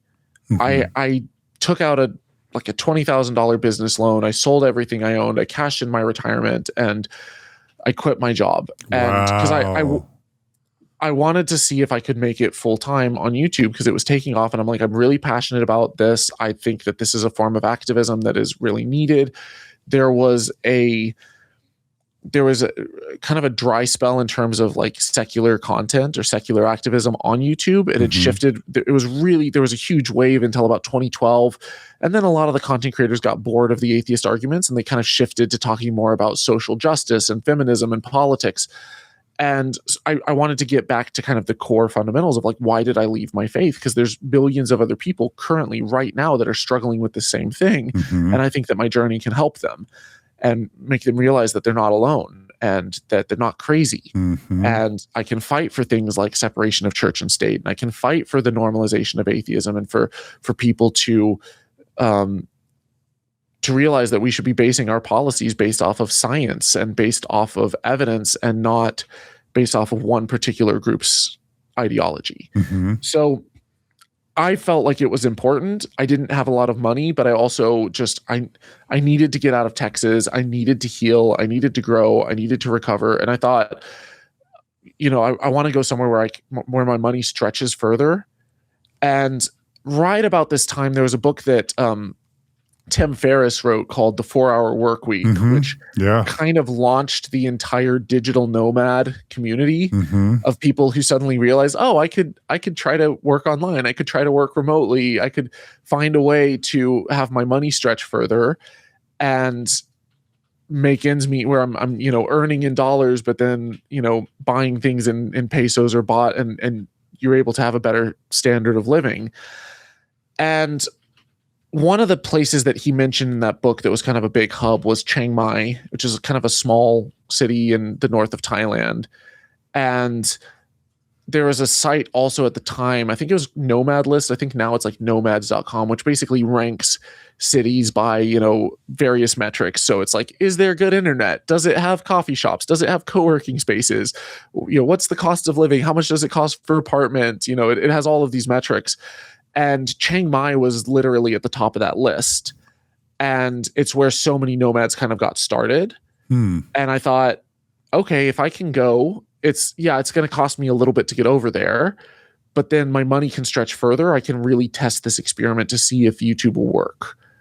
And so if I go and I live in Southeast Asia for a little bit, my money will stretch further and I will basically just be working 24/7. So I'll be in coffee shops and co-working spaces and all of this. So I was planning to go to Thailand. I sold all my stuff. I was already had my plane ticket, and I met my parents basically right before I left.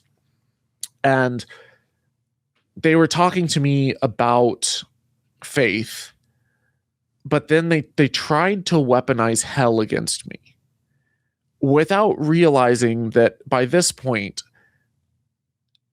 it's like threatening someone with Santa Claus not bringing you gifts. My fear of hell was basically gone. I had already gone through multiple stages where I was afraid of demons and demon possession and spiritual warfare. And then I started realizing that experiences that I had, like sleep paralysis, are much better ways of explaining these things that people thought were demons. So for people not familiar, sleep paralysis is where you wake up, and when you go to sleep, your brain excretes different neurochemicals that cause your muscles to freeze, and it protects you from rolling out of bed and falling out of bed or thrashing around in your sleep. And sometimes when you wake up, usually when you wake up, you're very quickly able to regain control of your limbs and move around. Sometimes you wake up into a sort of partial awake, partial asleep mode, where your prefrontal cortex, which is the part of your brain responsible for reasoning and for kind of higher level thinking, it hasn't quite kicked on yet, but the emotional part of your brain, like your amygdala, is. And so you're half awake, half asleep. Your muscles are still paralyzed, so you can't move, but you're trying to move. And so your brain has this sense of where your body position is, your sense of proprioception, which is what allows you to close your eyes and touch your fingers together. It's your sense of spatial awareness. It's thrown off because you're trying to move your limbs, so you think that they're up here, but then they're actually down here because you're paralyzed. So sometimes you get a sense that you're floating out of your body, and your brain is panicking, and you sometimes you'll have these hypnagogic hallucinations where you feel like there's a dark presence in the room. And so you feel like there's pressure on your chest, and you're awake enough where you're panicking, but there's nothing you can do about it. And I had sleep paralysis multiple times while I was in college, because some of the triggers of it are if you have bad sleep hygiene. If you're pulling all-nighters studying for exams, your chance of getting sleep paralysis goes up.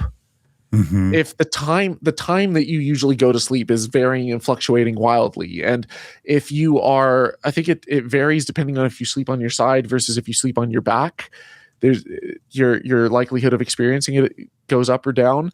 And there's other factors as well that play into it. And so for me, when I first had these experiences of sleep paralysis, I thought it was demons. And I was crying out to Jesus to save me. My eyes were fixating on a cross on the wall, and it wasn't doing anything. It was for the next 30 seconds or a minute. If I had said, in the name of Jesus, be gone, Satan, and this demonic presence suddenly immediately left, and I was fine and free and felt like this relief from the Holy Spirit, that would have been one thing. But I'm sitting there going, Jesus, Jesus, save me,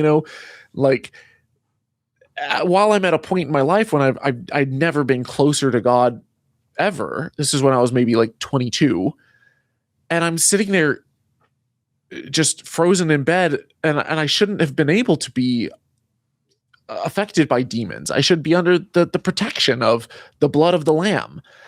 And so then when it eventually, a minute or so later, it just kind of went away on its own, And then I started actually learning what sleep paralysis was and the neurological basis of it and the mechanism and stuff. And I started also learning that different cultures assign it to different things. So in some cultures, they think it's a succubus or an incubus or an old hag or a witch or a demon, or there's so many different things, some chupacabra or something.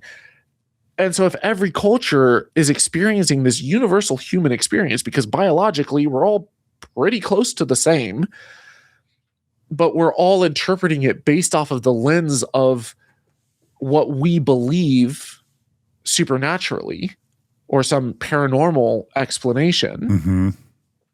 To me, that screams that the people in ancient times who were saying that this is a demon were just as confused as the people in, Papua New Guinea or wherever who are saying that it's, a succubus or something. And then when I started flipping through the Bible and you get to passages where it says that they brought an epileptic to Jesus and he's having seizures and Jesus commands the demon to come out of him, it's so blatantly obvious that this is a misunderstanding of biology from a time period where neuroscience doesn't exist. We know what seizures are. It's electrical misfirings in the brain. We have medication that can treat it. So if you're going to tell me that these things are caused by demons, then it's like, are demons thwarted by sleeping on your side rather than sleeping on your back? Are demons thwarted by anti-seizure medication? So by the time that my parents started threatening me with hell, I no longer believed in demons. And then I had also studied the origins of hell and how Jews, who were the ones that wrote, the Torah and the Old Testament, and it's where all of the basis of the Bible comes from. They don't believe in hell. They never have believed in hell.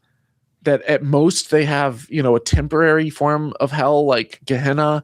But a lot of the early versions are about Sheol. It's just this general underworld that everyone goes down to, including Abraham, including Samuel, including, people who follow God, who are these great prophets. And it's just this universal place where everyone goes. It's just the grave. And so if the Jews didn't believe in hell, but then it later evolves into this concept that's incredibly useful politically, it's an incredibly powerful tool if you're trying to manipulate the masses and you can, instill them with this fear of hell. It's a great way to keep people in line. And so by the time that my parents were using hell to threaten me, and they did it in such a malicious way too, where at first they said, "We understand with your divorce. We get it. We're here for you. We support you." And then I think they felt desperate to try to win me back. And they said, "Well, you're going to burn in hell if you don't come back." And I was just like, "What are you talking about?" And they're like, you know that you're a sinner. You left your wife. And to me, that was just this is while I was still very much in the early stages of grieving. And that was still a very sore topic. And I was just like, "Don't you dare go there." And they pushed it. And I quickly kind of cut them off and shut it down. They haven't used that since, but it kind of showed me the sort of the links that they would go to try to manipulate based off of what ammunition they thought could potentially save my soul at all costs. And I think I don't really hold it against them, because if you genuinely believe in hell and you genuinely believe that your family member is going to go there, you're going to try to do anything you can to save them. Yeah. But at the same time, it's messed up that that's so normalized within religion. Yeah. Yeah.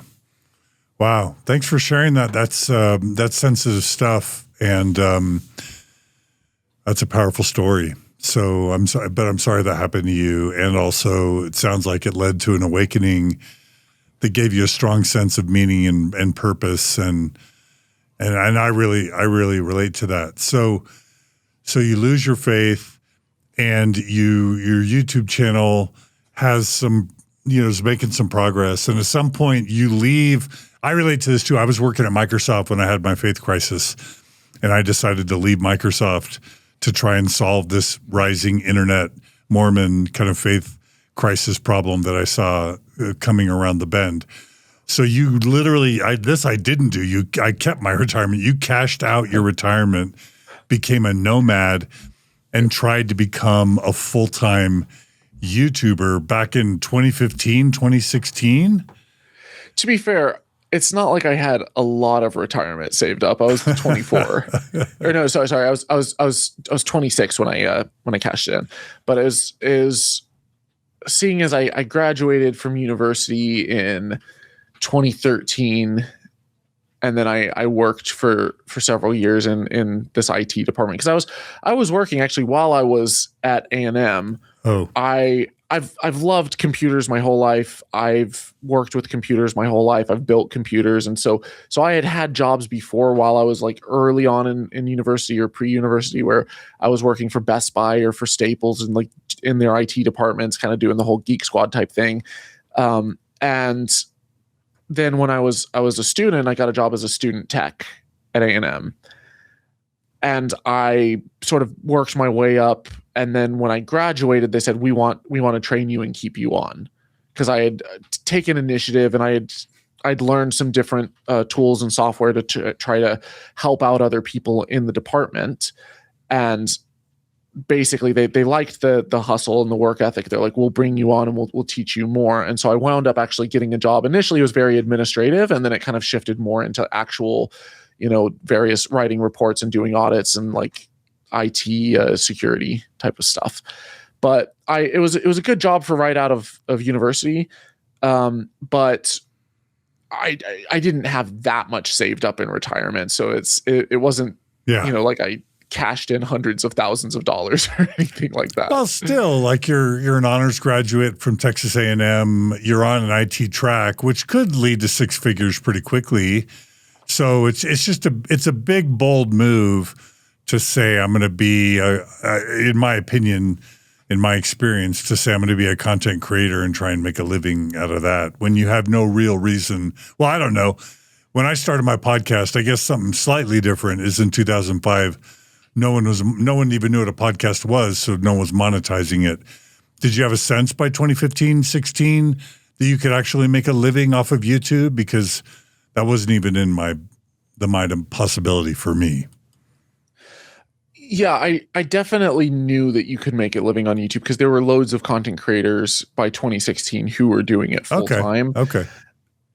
I didn't necessarily think it would be a good living. Yeah. It wasn't the smartest financial decision. It was more of a passion thing. Yeah. It was activism. It was I really want to see if I can, even if I can just scrape by enough to be able to do this full time, if I can help people, if I can change the direction that my country's going in. Because I was also very frustrated with the political direction, because we had just elected Donald Trump, and on top of that, I saw that people really had neglected across the board in the States. There'd been a shift, and Carl Sagan had warned about this way back in the 80s, of just having this premonition of what society is going to look like when we abandon our scientific education and we deprioritize critical thinking and healthy skepticism, and instead make ourselves prey to the first beguiling swindler who comes along. And I was very, very, very concerned watching as my country is able to cite off every single Kardashian and rank in terms of drama level every episode of Jersey Shore, and yet they can't tell you who their own vice president is, or they can't tell you, a good chunk of them think that the earth is flat.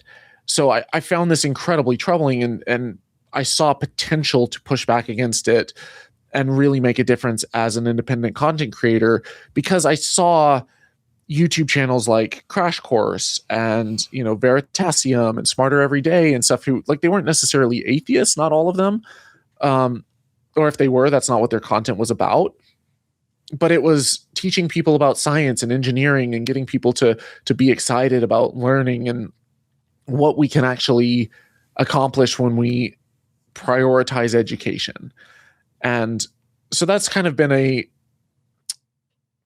part of the goal of the channel, has been trying to spread science, a love of science and science communication, but really to show people the method of how can we know? How can we test it? Because it's such an incredibly powerful tool. And if you couple that science with healthy skepticism, with critical thinking, it can save you from a lot of scams and con artists and misinformation.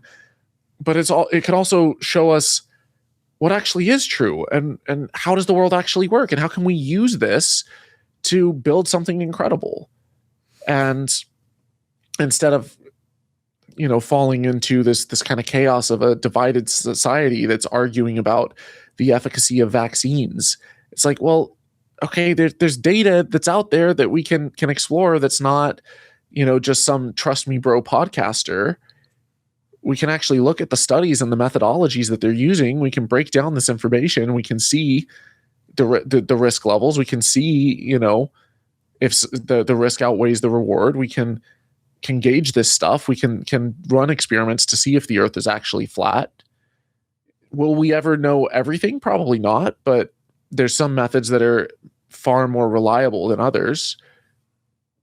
Let's go there. Let's not just sit kind of blissfully ignorant saying, well, I don't know, I heard this and this on TikTok.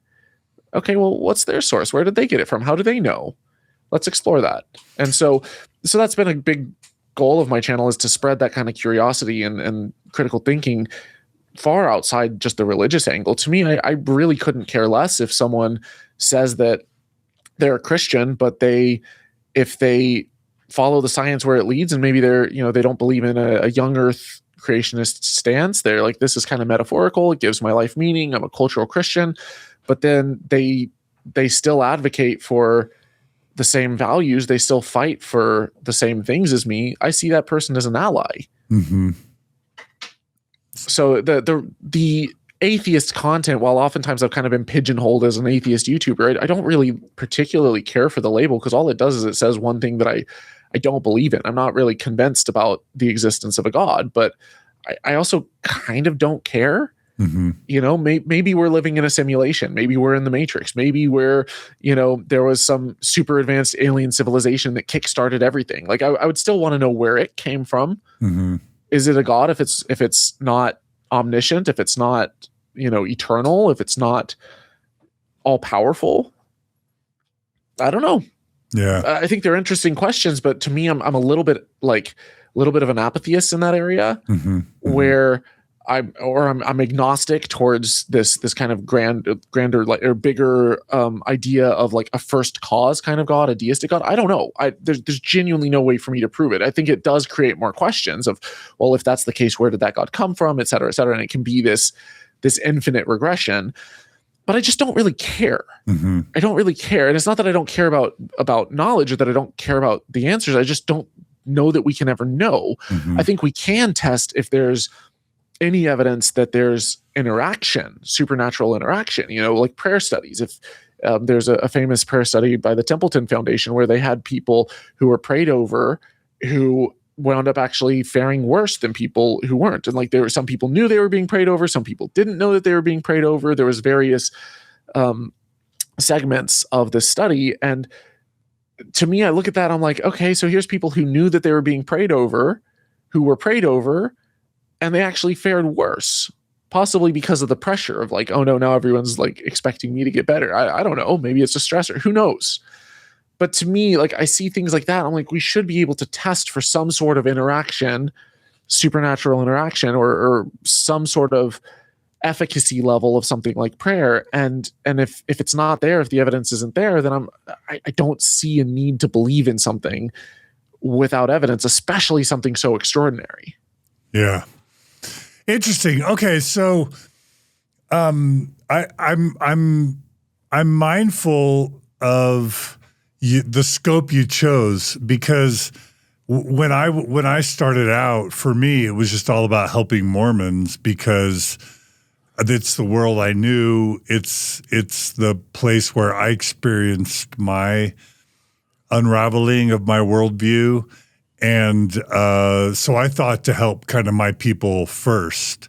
And to be able to help my people, you needed to kind of talk in their language and work from within their paradigm and address their beliefs and ideologies with specificity. So I kind of, as I figured out how do I make a difference in the world, for me, it was narrowing my scope and targeting very specifically my people. It sounds like you decided to widen your scope and not just address evangelical Christians, but Christianity and belief and secularism kind of writ large, and also to add politics into the mix. And that's a very different decision in terms of where to target your efforts. I'm curious what that was like, whether you found allies along the way and whether you found that fun and interesting to go broader perspective or challenging. Because I often thought sometimes I would get sick of doing Mormon stuff and I'd be like, there's a big world out there. I could go broader. But then I'd be like, well, how can I differentiate myself? If I go broad and scoped, is that become so broad that it's hard to get people to really pay attention? And is it hard to get traction if you broaden your scope too much? So I'm curious what that was like as a creator to broaden your scope. It's a double-edged sword. Yeah. Because on the one hand, I think I'm too ADHD to stick with just one super narrow topic. Yeah.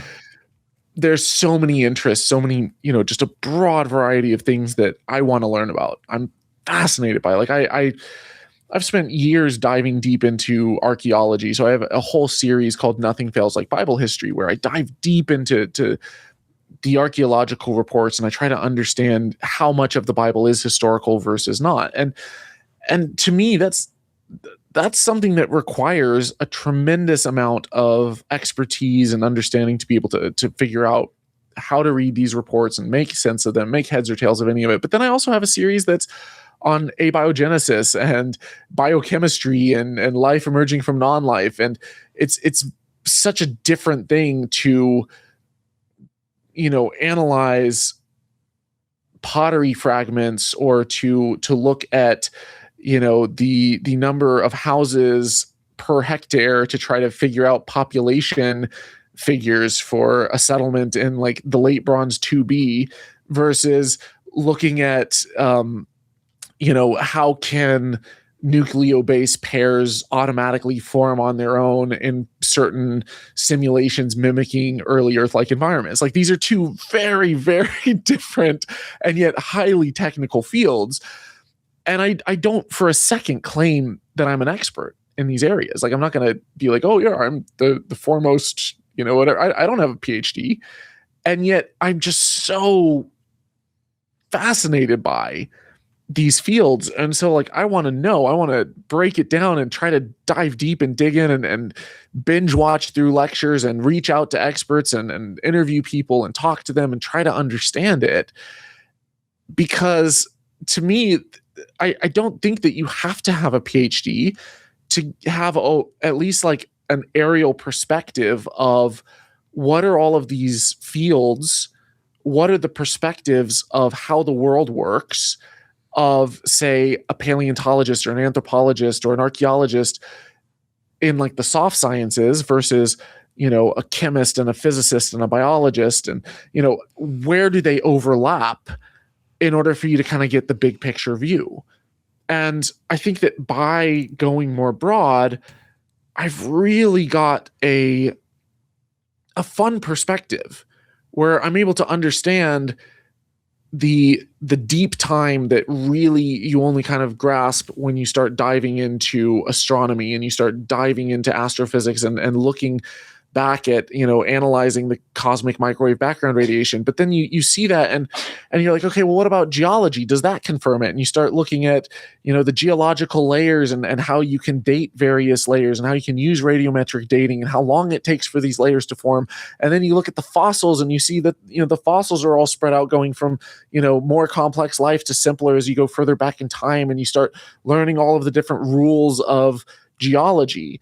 And then you start looking at genetics and how quickly animals will, have mutations and how quickly will diverge and evolve. And you see how much DNA we have in common with other creatures. And the further back you go in time, you start to see where they meet up and how distantly related we are from each other. And that matches up with, comparative morphology, and that matches up with, modern day experiments where we're looking at bacteria in a petri dish and seeing the rates of evolution and seeing the rates of change. And we're able to witness all of this stuff. And it's like so many of these fields, they overlap in ways that people don't realize. So if you're going to put forth an idea within, say evolution, you say, okay, I think that the earth is super old because this is the amount of time that would be necessary for evolution to take place at the rate that it's happening. And so you say that the earth has to be old. If you then went to geology and let's say that you start trying to perform, radiometric dating, and you realize that it's all off, well, you'd have to go back to the drawing board. But then if you, on the other hand, on the flip side, let's say that you try one form, because there's various forms of radiometric dating. You have potassium argon dating, you have, carbon dating for shorter things that are younger. You have all sorts of different methods. And if you're dating different samples and you're getting results that all match each other and all confirm each other, and then you're able to go and look at other things like ice cores, and you start realizing kind of that the earth is a lot older than 6,000 years because we have layers of ice that are laid down every single year. And you can see exactly where, as you melt the ice onto, a little plate that then is able to analyze it chemically through like a mass spectrometer and see, okay, how much lead was there in the atmosphere, how much carbon was there in the atmosphere, how much oxygen, et cetera. And that in the winter and in the summer, those levels fluctuate in a very consistent pattern. You can see exactly where 1 year ends and the next year starts, and 1 year ends and the next year starts. And so when you look at, oh my God, we have ice cores that, we're measuring, 10,000, 20,000, 50,000 years back, and then we still have an extra mile to go of ice that we're digging through in permafrost areas. And then you're able to compare that with dendrochronology and tree rings and line up the different trees and okay, this tree was literally buried by volcanic ash, and then another forest appeared on top of it, and then that was buried by ash and another forest, and you can trace this back tens of thousands of years. And you can look at the amount of carbon in the atmosphere, and it matches the amount of carbon in the atmosphere based off of the ice and based off of, coral reefs that are also retaining carbon levels. And you're able to measure all of this and calibrate it. And all of the evidence from all of these different fields are all converging on the same exact story. That to me is overwhelming evidence. And every single piece of that puzzle screams contradiction to this young earth creationist narrative. So that's why I think I've benefited so much from just diving into so many different areas where you're just oh my God, we're not just looking at one piece of evidence that answers in Genesis might be able to kind of just wish away and be well, there's some explanation over here. It's no, they have to account for all of it. And when all of these fields all coalesce on one position, and all of the evidence backs up that position, and then there's this other position that's completely contradicted by all of it, to me, that's probably been the most powerful, beneficial thing for me in coming at this from such a broad approach.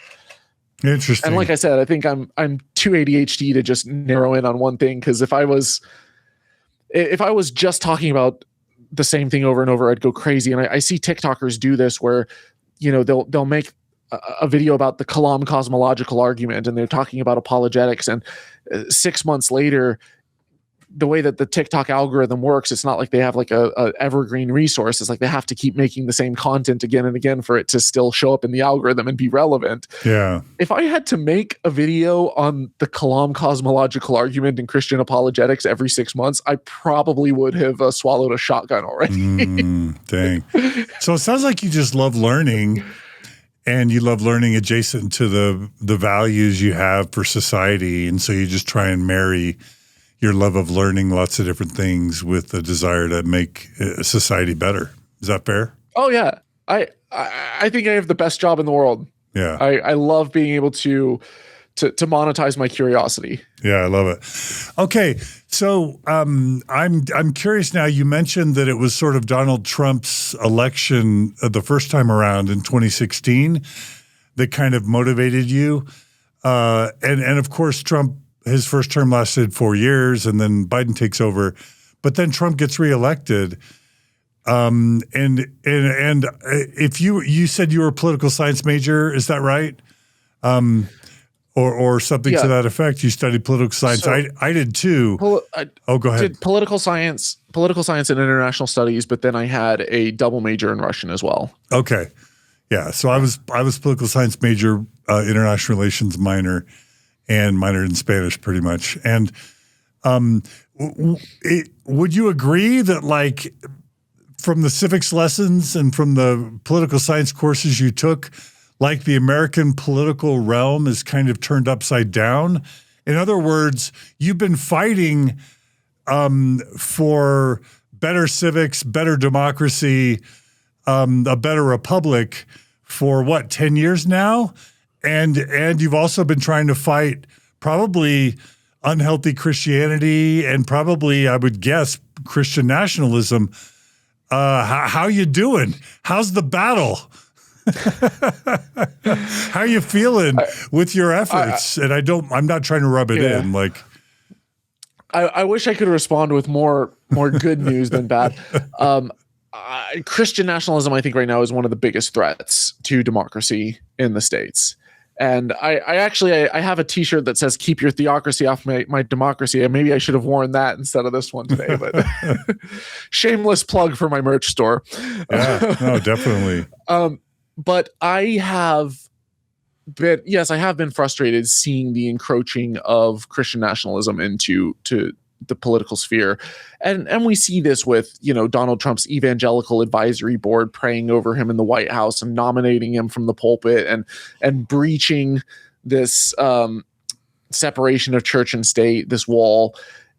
They should absolutely lose their tax exempt status. Every single church that's, not just from, it's usually right-wing Republican, but I would say the exact same thing if it was a left-wing pastor who was saying you should go out and vote for this left-wing politician, or you can't be a Christian and be a Republican. I would absolutely say that they should also get their tax-exempt status revoked.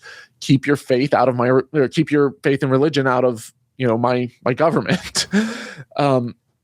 But I have seen it almost exclusively coming from the right. And I find it very worrying and problematic, especially when many of these pastors have extreme anti-LGBT perspectives. When I see my friends getting hurt by the policies that are being put in place, and also oftentimes policies that hurt women or that hurt minority groups. The Voting Rights Act just basically got gutted. And so it's, and almost immediately afterwards, we see various districts getting gerrymandered out of existence because they are, largely African-American districts that tend to lean more Democrat. So I see these policies getting put into place that are negatively affecting democracy, and it's negatively affecting equality and free speech and so many of the values that I stand for. And yeah, I am worried by it, but I also think that what we're seeing right now is a resurgence of grassroots activism. We are seeing people come together at a scale that I've never seen before in my lifetime. You look at how big the No Kings protests have gotten. You can't ignore that anymore. You're seeing these grassroots politicians popping up all over the place that, not just local mayoral candidates like Zoran Mamdani, but we're seeing various senators and stuff popping up also who are running on a more populist platform. I think that AIPAC is starting to lose a lot of its control over American politics, because it's now that let's just say that if AIPAC wants to donate to a candidate is much more reluctant to taking AIPAC money. Mm-hmm. They're more likely wanting to hide it behind opaque layers of other organizations. But you're seeing more candidates that are criticizing the religious marriage between the U.S. and Israel, because you have so many pastors who are just itching for the end times, who see Israel as God's chosen country, and we have to support them at all costs, and we have to get the temple rebuilt and in order for Jesus to come back. And so there's almost this apocalyptic bloodlust that, we have to make this happen at all costs, and politicians are willing to court it. They're willing to court their evangelical base. That's not the only reason that, that Israel and the US have, this kind of alliance, but it's like you see the religion being weaponized. And I think that people are tired of it. I think people are speaking out against it. People are pushing back against it. And also, we're watching income inequality reach rates never before seen, or at least not seen any time in my lifetime or in the last 100 years. We're seeing billionaires basically be treated like heads of state with seats at the table, the G7. We're seeing, this, the shrinking of the middle class. People are struggling to afford rent. Housing prices are going up. The cost of food is going up. Inflation's through the roof. And I think as a collective, we're frustrated by this. And so people are starting to come together and realize the power of unions, and realize the power of getting together as a collective and fighting and pushing back against this. And I do think that what the right and the left have both done is they've made it into a culture war while distracting us from a class war. So we're all fighting over, someone not using pronouns or some SJW with blue hair who's the cashier at Walmart. And we're not paying attention to the fact that it's the owners of Walmart who are screwing you over.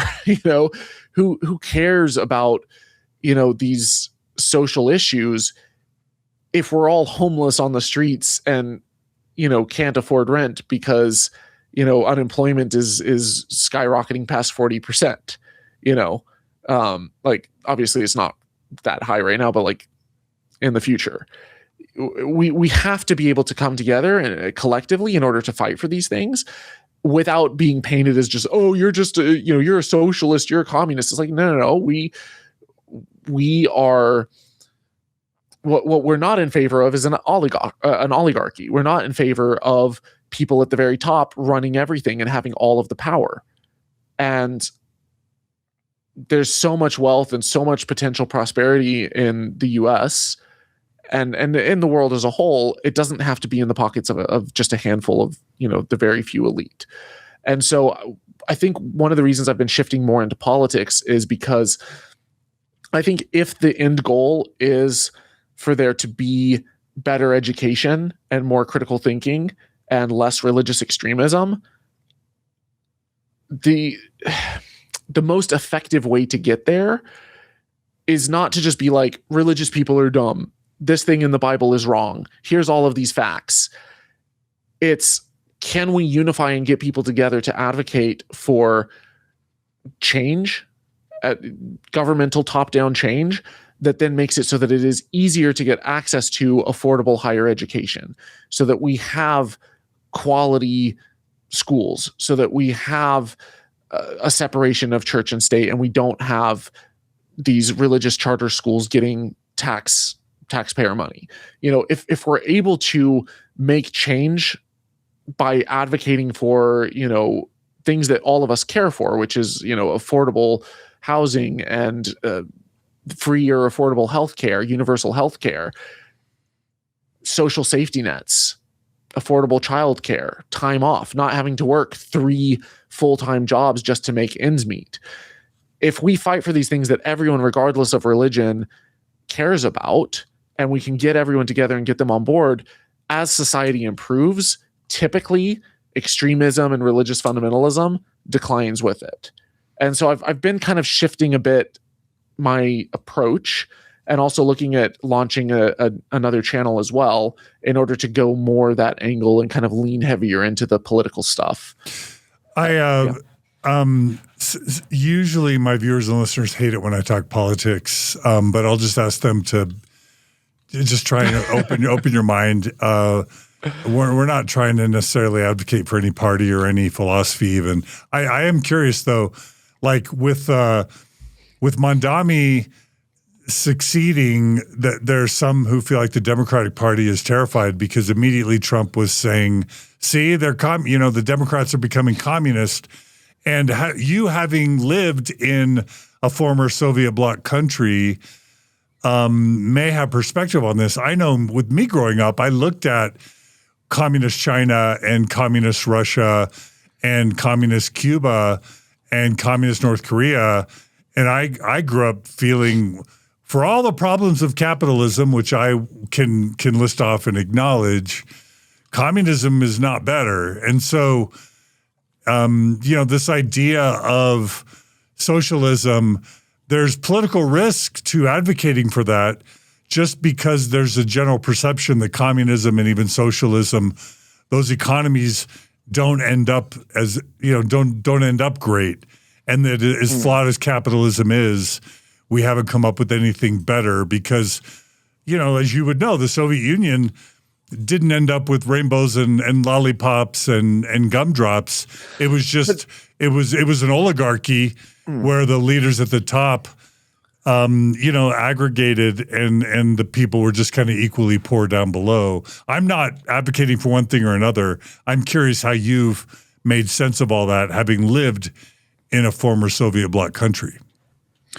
Yeah, I'm certainly no fan of communism, but John, I feel like it's a false dichotomy, and I feel like this painting of it as you're either communist or capitalist, quite frankly, is bullshit. And I'm not saying that that's what you're saying, right. But that's the narrative that I see pushed all the time. Yeah, and it's like either you have complete unchecked capitalism with no checks and balances on the power of these monopolies that are exploiting people to the max in late stage capitalism, and who are lobbying politicians and buying politicians, and you have all of this money in politics. So it's either you have this and it's just like, this is the only key to success, or you have these evil, awful communists that are taking away everyone's chance to succeed and completely redistributing it. And there's no incentive whatsoever to work hard, because if you succeed, you're just going to get pulled right back down. Right. The notion that we're choosing between these extremes, and if you're not 100% sold on the capitalist thing, then you're a communist. It's so transparently BS that I think everyone now sort of sees through it, or at least they should. Sure. The fact that there is this fear of any kind of social safety net whatsoever it's socialism. It comes from a lack of understanding, first of all, of what socialism is, and also that like everything is a gradient. So there's a big difference between communism, socialism, like a democratic socialist or a social democracy.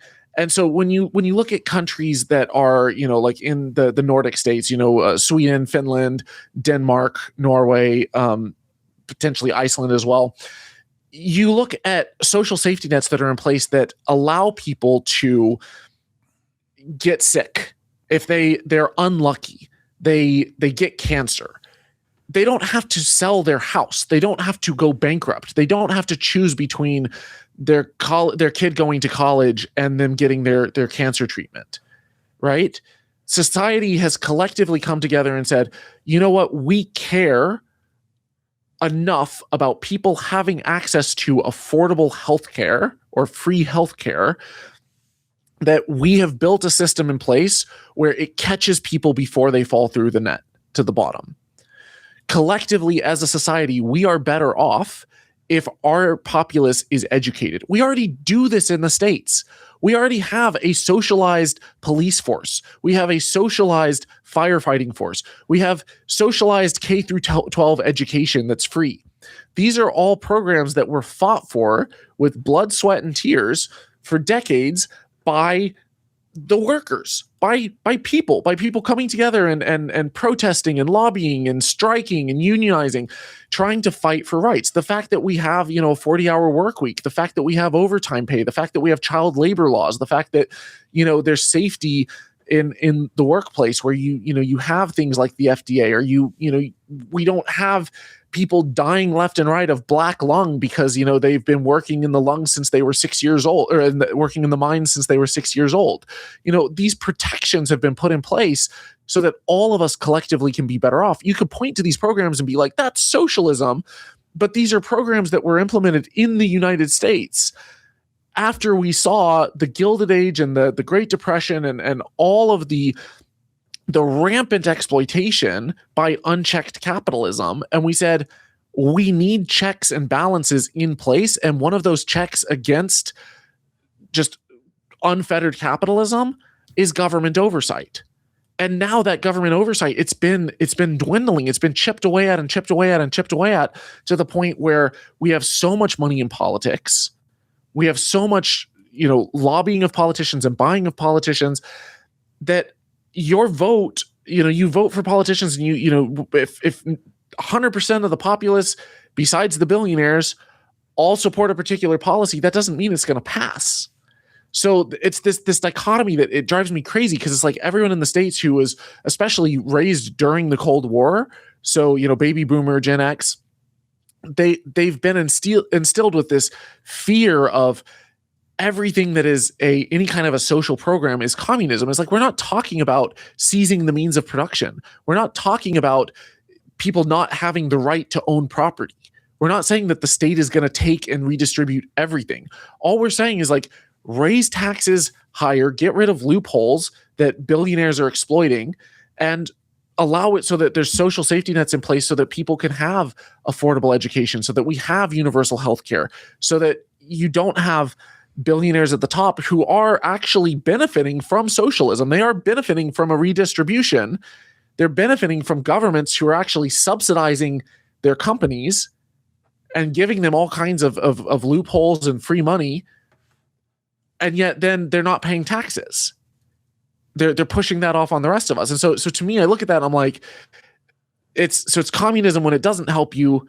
But then when it does help you, it's capitalism, and it's the free market. And it's transparent to anyone who like looks beneath the surface. I'm not saying that you haven't, but it's like, when I hear these arguments coming from the other side, I'm just like, guys, we're getting our pockets picked, and we're on the same side. Like, we should be unifying together in order to collectively have more power to fight for our rights. Yeah. No, that's good. I appreciate it. And I tend to avoid talking politics, but I actually love it. It's one of my passions. And I really wanted to pick your brain about that. And I think that's really reasonable. I do notice, for example, like I'm not shit talking my mom, but like my mom is super Trump fan, super MAGA, and she's on a military pension. And I'm like, and she's been on it for decades and decades and decades. And I'm like, and she's got great medical care. And anytime she has any medical need, so she's super patriotic, go military, but like, how is that not a form of socialism if all of her medical needs are taken care of until she dies for decades and decades and decades? Who's paying for that? Yeah. You know what I mean? Like, I just I hate the false dichotomy, and that's partly why I wanted to bring it up to discuss it. She probably, paid into it. She, probably served in the military or had a family member serve in the military. She married into it. Yeah. Married into it. Yeah. And we're saying, okay, yeah, well, we're going to still pay taxes. You pay Medicare or Medicaid, and then you benefit from that program. Why not expand something like that out? Why not have a program that all of us benefit from? And it doesn't help that those at the top are basically paying $0 in taxes and benefiting from these loopholes. So where do you see religion going? Do you see religion on the ropes? Do you see it in decline? And also, what makes when you did a recent video on the top 10 weird things about Mormonism or whatever, how do you decide when to target a specific faith tradition like Mormonism? Yeah, so to answer the first question first, I do think religiosity in the West is declining. I see the trends in the US, I see the trends in Europe, and it's been a very steep downhill trajectory. There's been some pushback where a lot of religious organizations will say, look, the revival is coming back. People are, they were leaving the church and now they're coming back to God. But if you actually narrow in on the data and look at what it's saying, people are still leaving religion. People's level of church attendance is down more than ever. People's level of religious literalism is down. A lot of the increase in religiosity among, Gen Z or even millennials in the last few years has been more, oh, well, I believe in something bigger than myself. I'm spiritual but not religious. I'm a pagan, I'm a Wiccan, I'm a Satanist. And it's like, sure, people want something bigger than themselves. They look for some sort of community. Sometimes it's Unitarian Universalists. Sometimes it's people going to some sort of organized humanist meetup. But I don't really see that as the same kind of religiosity that we've seen historically in the US, where it's just you have one religion, which is Christianity, that has this chokehold on society, and you can't even become a politician if you don't identify with that one specific group. I think that is it's on the decline. Now, that doesn't mean that it doesn't still hold a massive amount of power, and it doesn't mean that it's not trying to retain its power. We're seeing Christianity in the US really trying to maintain its stranglehold, and it's fighting tooth and nail to not lose it. But I don't think long term that Christianity is going to have the same level of control that it's always held in the States. I think it's going to be around for many, many years to come. I think that there's, especially in the South, you're going to see still a tremendous amount of religiosity, but I do think that it is declining. Worldwide, I'm not convinced that that's the case. I think that Christianity has increased, Islam has increased. Oftentimes it's, demographics, so it's birth rates. You'll see countries that have higher birth rates that are also very religious. I think they also are going to start seeing kind of the curve is going to get less steep. So across the board, almost every country you look at in terms of birth rates over the last century, they've been declining. Even in what you would consider the developing world, birth rates now have almost universally plummeted, and they're continuing to decline, going sometimes from as high as 7 kids per woman down to 2 or 3 or 4.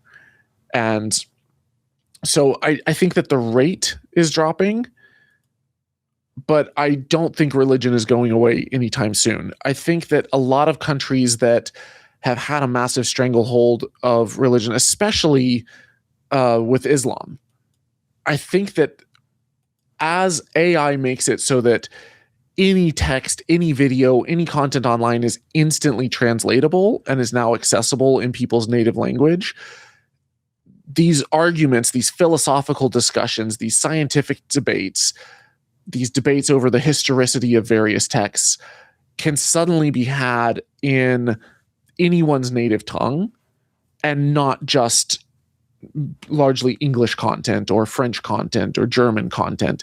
You're going to see this dispersing of ideas internationally, regardless of the language that people speak. And so in many ways, I think that the internet is going to help with that, but it also is, it's a bit dangerous because the internet is also a huge tool for spreading misinformation. And so we have our work cut out for us. So you see yourself to some extent as kind of a warrior for truth and social public enlightenment. Those are certainly my values. I think that wording it like that sounds a bit pretentious. That's why I worded it that way. we never. The trick about truth is we never know when we're wrong. Mm-hmm. At least, yeah. There's times when people can be deliberately deceptive and they know that they're lying. But I think if you're trying to follow the truth, you always have. There's always the possibility that you could be wrong, mm-hmm. or you think that you know more than you do. And I think all of us fall prey to the Dunning-Kruger effect. And so I'm cautious to say like, oh, I'm aware. I care deeply about the truth. I care deeply about trying to figure out how the world works. But I don't claim that I have all the answers. I don't pretend to be like everyone has to think exactly like I do. I just want us to use better, more reliable methods in order to try to get there. That's fair.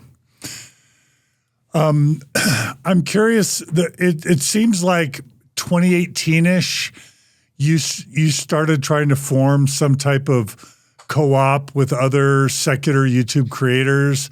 Y'all even held a conference. Having tried to create community and events in kind of the ex-Mormon world, I've had my own sets of experiences there. They haven't all been great.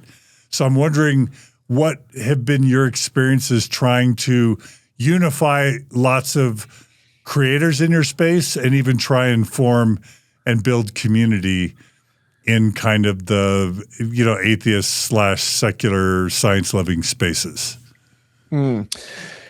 It's bittersweet. There's a saying that trying to get atheists together it's a bit like herding cats. Yeah.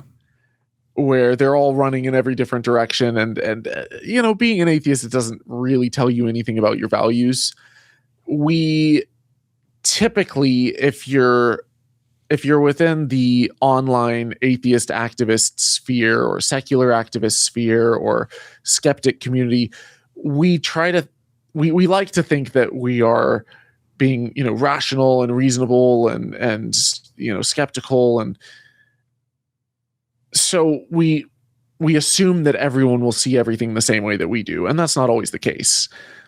It can be tricky trying to get everyone together because sometimes you have people who do disagree politically, or they disagree about, fiscal policy, or they disagree about, trans issues or feminist issues. And I think that Christianity has benefited over the last several centuries of being able to divide into increasingly smaller and smaller and narrower denominations, to where by the time you get down to, I am a new independent fundamentalist Baptist, you kind of know what that group believes about most doctrinal issues, about most religious stances, because they have split off from this group, that split off from this group, that split off from this group, oftentimes over very niche little tiny disputes. And that's why there are thousands of different denominations. I think that within atheism, one, we're not a religion. And two, we don't really create denominations. So we don't have that, okay, you split on this, but you still agree on this, so you're in this category. We don't have those boxes. And I think also we haven't really been that active and that vocal for that long. And so we, in a way, if we want to be effective, we kind of have to be able to swallow our pride and accept that, you know what, I might have a different stance than you on this issue or that issue, but what are we trying to change right now? What change are we trying to affect? And can we put our differences aside long enough to come together to fight for this one thing? And when I organized the Faithless Forum conference, it was me and several other content creators initially. The goal was to find, okay, what can we all unite on? And we all care about the separation of church and state. We all believe that you can be good without God. And we are tired of being denigrated for being non-religious, or being ostracized or shunned for leaving a faith. And we also all believe that policy should be based off of evidence and not superstition or belief. And so kind of these three core tenets we unified around, we're like, can we get other content creators together? And even if you don't agree on everything, we can at least unify and try to do collaborations and foster connections between people and inspire the audience as well to maybe learn from and be inspired by and get out and get their voice out there. So we did workshops teaching about things like marketing and teaching about things like, graphic design and editing and things like that. But also talked about our experience and what is it like being a content creator in this space, and how do you deal with negative comments and criticism and, feedback from family and stuff like that, or threats of violence. How do you handle those kind of situations? So we did the conference for 2 years, and then COVID hit. I had a third one that was scheduled, and we had to delay it twice. And then we did a third conference as things started to die down. And I've thought about bringing it back many times. I think I would probably rebrand it and go a slightly different angle if I were to bring it back. I've thought about doing multiple conferences, doing one that's more the science and skepticism, one maybe that's more political, and one that's more secular activism and atheism. It takes a lot of time and resources and energy for sure. And I think I would want to build up more of a team, because it was mostly just volunteers and kind of a labor of love. And I think if I were to do it bigger, I'd want to scale it up and actually have the funding to launch this thing with a full-time paid team doing it. Because otherwise it's a lot. It's a lot to manage. But I did overwhelmingly have a positive experience. I met a lot of incredible people, was able to fly people out from all over the world, got to meet some content creators who I've been friends with online, and then you meet them in person and you're like, oh my God, it feels like this person. And also just being able to connect with the community and stuff is really magical as well. And getting to hear people's stories and how your content has meant a lot to them and stuff. But yeah, mostly positive. There's always drama, and there's always little things that happen and stuff. But for the most part, it's been positive. So it was positive, but it wasn't sustainable as kind of a volunteer effort, just because it takes so much work. And it's I was doing my channel full time, and then at the same time, while running the channel full time, I was basically doing another full-time job with the conference and organizing, and there's so much work that goes into conferences. To anyone who's never run an event that scale, it's like you have to get the contracts with the with the event. You have to organize the foods and the food and the VIP dinners, and how many people are vegetarian or vegan or pescatarian or have dietary restrictions. You have to figure out if you're going to have like different tables that sponsors will buy, or if do you charge for those? Are they free? Which organizations do you invite? You have to vet speakers. You have to try to find, a diverse array of speakers. You're sending out emails and contacting and creating all of the different, the panels and the events and the topics that they're going to be talking on, and following up, and like quality control. And then you have to market all the tickets and sell all the stuff. There's just a million things on top of like security and making sure that, we have off-duty cops that are on site that are paid and stuff. And so there's so much that you're doing as a full-time job in addition to your full-time job.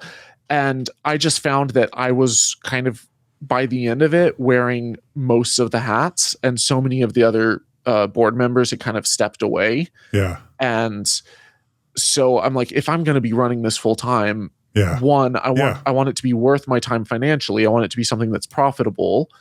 And two, that I don't have to run entirely myself, that I have conference organizers who I can pay to basically run it. Yeah. And I think there's an appetite. I think people really want community. People are dying and thirsting for like in-person connection in an increasingly online world. So I think the appetite's there. I think people really want it, but I want it to be accessible and affordable, but at the same time be able to like cover all of the costs. And it's so hard. In order for that to happen, I kind of put it on the back burner for a little bit. One, I was dealing with my own kind of post-COVID mental health struggles and stuff. I had a motorcycle accident. I went through kind of a rough breakup, and I was like, okay, like I need to focus on my own recovery first. And then when I'm in a better place mentally, then I can think about bringing the conference back. Okay. And what was it called again? The conference was the Faithless Forum. Faithless Forum. At its peak, what was the highest attendance, kind of in-person attendance, so I can get a sense for it? Do you remember? Yeah. So I think the last conference we did, it wasn't massive. It was like 150 people plus speakers. Mm-hmm. So maybe 170. Okay. Oh, okay. That gives you. No. I think we had more than that. I think we were close to 200 on the last one. But we also kind of had our hands tied because of COVID. Yeah. Because one, everyone was kind of reluctant it was right as things were opening back up. And, we were basically the vaccine had been out there, and, people had, vaccines and masks and all of that. But there was still kind of sort of a negative way that people were looking at, like, you're going to a big event with a lot of people and you're not social distancing. Like, how dare you? And we were just at the cusp of, okay, it's all right to go back out there into the world and have big events and meetups and things like that. But because that was sort of the optics, we were really reluctant to be like sharing out massive marketing things, being like, hey, come and get together and, with like pack out this thing with 1,000 people.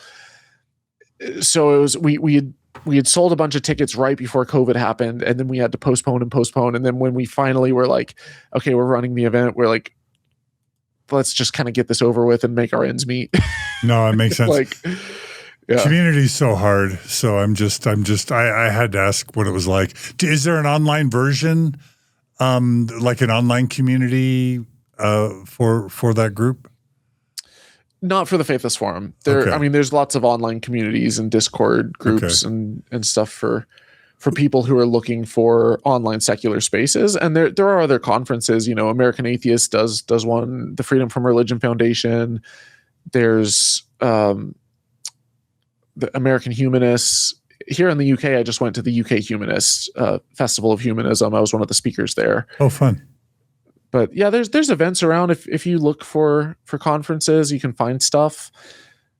It just depends on where you're located and how big the conference is, and there are different spaces, right? So like SciCon it's like a CSICON. They do one every year, usually in Vegas. I think it's in New York this year, but it's all about promoting science and skepticism, and it's an offshoot of TAM, which was by James Randi, and it's put on by the organization that was founded by Carl Sagan and James Randi and I think Paul Kurtz and Ray Hyman and others, promoting science over pseudoscience. And so their organization is not necessarily just an atheist meetup, but there's a lot of overlap. And then there's some that they're more humanists, and so it's more about like values, social issues and values, and less about just separation of church and state. Or you can be a humanist and believe in psychics if you want to, whereas like if you're going to be involved in more of the science and skepticism community, you're going to have a harder time fitting in there. Got it. Who are for those of us who have been very insular in the Mormon world, who are the biggest influencers or your colleagues or your comrades that, in addition to Holy Koolaid, we should check out as trying to spread the secular gospel, so to speak? Yeah. So in terms of sheer size, I think right now Alex O'Connor or Cosmic Skeptic is pretty huge. Here in this office, I'm actually in Steve's studio. It's Rationality Rules. Stephen Woodford has gotten quite big.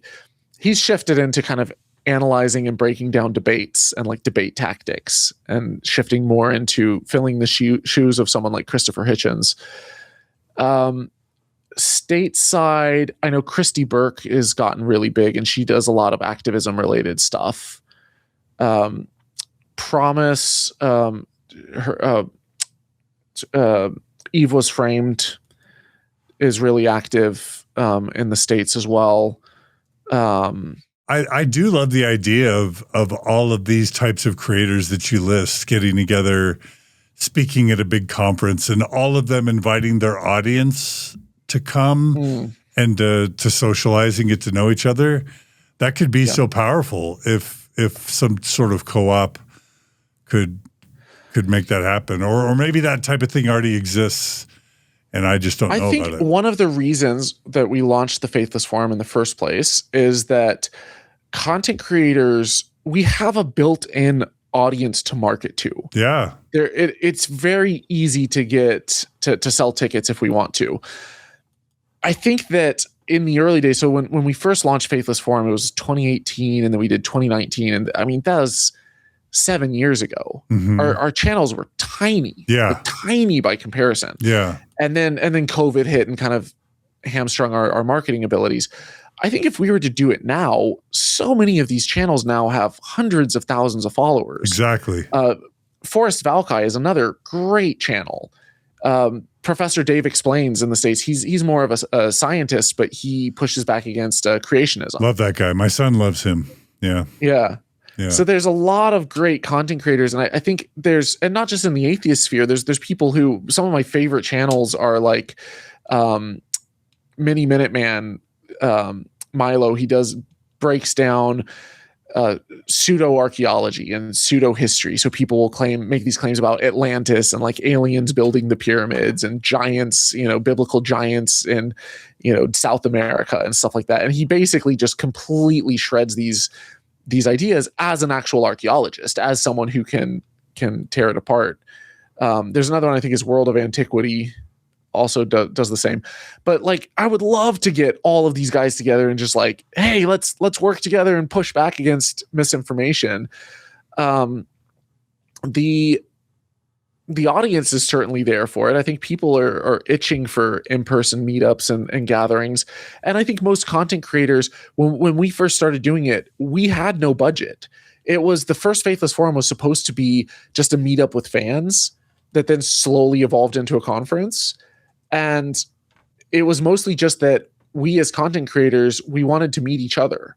We wanted an opportunity to network in person. And we didn't have that because we were all over the States and Canada and different parts of the world. And we had communicated online through Twitter, or we'd done collabs, or we had interviewed each other or things for our shows. But we hadn't met up. We didn't actually know each other. And I think that when you actually meet up and you sit across from someone, have dinner with them, and you get to know someone in person, it's very humanizing, and it builds community in a much faster way.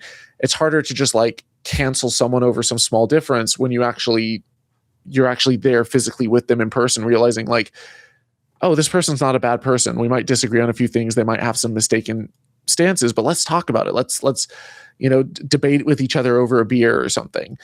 And I think we've lost that a lot as a community, as not just within the secular community, but just at large, society is missing a lot of that.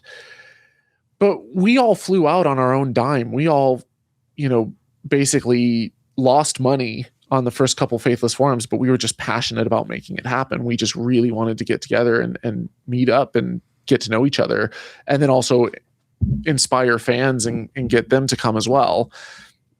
But then I think now, if I were to do it, those same drives would be there. I've thought about organizing content creators just in some kind of small retreat where we don't necessarily have to worry about all of the logistics of, creating all of this content and stuff for fans, but just having a retreat where you've been working full time in this space. You need to get away for the weekend. We've got this retreat center or, just cabins to go and like have a cookout and just hang out and get to know each other and, spend a weekend doing collaborations and kind of recovering and having a vacation. I've thought about organizing something like that. It'd be much easier, much like lower logistics. But I don't know. I think there's something very valuable to actually having a conference and something bigger. Totally. Well, I actually feel a lot of gratitude for, and we probably talked about this in my interview with you, and my upbringing as a Mormon. And I think community is one of the essential components of human thriving. And I don't mean online community. I mean face-to-face community in your own geography. And I still feel like secularism needs to innovate on how to create local communities that are as sustainable and as impactful as religious communities have been for humans over the past several millennia. So I'm always asking this question of like, how do we make people less lonely? How does secularism provide the meaning and purpose and spirituality and hope and community and friendships that religion traditionally has? And I know everybody says join a bowling league or whatever, but I think humans to let go of dogmatism and organized religion, I believe personally they're going to need something better than bowling leagues and hiking clubs. But I've spent over a decade trying to come up with that and create it. I had my own organization called Thrive, which was literally for secular Mormons, and we had over 1,700 people at one of our events. But even then, I just felt like it was a drop in the bucket, you know? It is, but it isn't. I think if you're comparing it to the number of views that you get on your channel, you're not going to be able to get anywhere near that in person. Yeah. If you're comparing it to the number of Mormons in the world, you're not going to come close. But I do think that there's a powerful domino effect that can be kickstarted by just having these kind of groups in person showing up. And like 1,700 is huge. So, you know, if you're able to get that many people to fly across the country, to spend hundreds of dollars on hotels and airplane tickets and food and everything, because they're that passionate to show up and find like-minded people, that's massive. That's massive. And those are 1,700 people who they're potential activists, they're potential volunteers, they're potential donors, they're potential content creators. And if you look at how much impact you've been able to have just over the last, 2 decades, and then you look at people who you may have inspired, people who, now are getting out there and creating content, and they look at your channel and say, he's what got me to get out and start talking about this. And you never know, you might have at your next conference, you might have the next Alyssa Grenfeld or someone who is, doing incredible work. And it's the spark that they needed was to see all of these people in this community and be like, I want to do that. I want to be a part of that. I want to make content like that. Yeah. Yeah. Yeah, I definitely know it makes a difference. I think there's a part of me that wants to compete with religion and fill the gap with something better. You know what I mean? Figure out a way to fill the gap, the hole that religion the secularism is creating, with something better. When you did your event, was it content creators or was it just you? Was it? Well, I've done several over the years. We did one just in St. George in February, and we had about 800 people. But we have like a couple dozen content creators. They speak primarily. The speakers and the keynoters are influencers, and and then it's just listeners and viewers and other content creators that all come together. Usually they're ex-Mormons. Usually we're in St. George. But we've done it in Salt Lake. We had like the lead guitarist for Imagine Dragons, Wayne Sermon. He came and spoke. We've had Alyssa Grenfell in the past, Yeah, it's just like a big old ex-religious secular community in Utah of all of our collective followers and listeners and viewers and supporters. And it's easy to get 1,000 people to get together.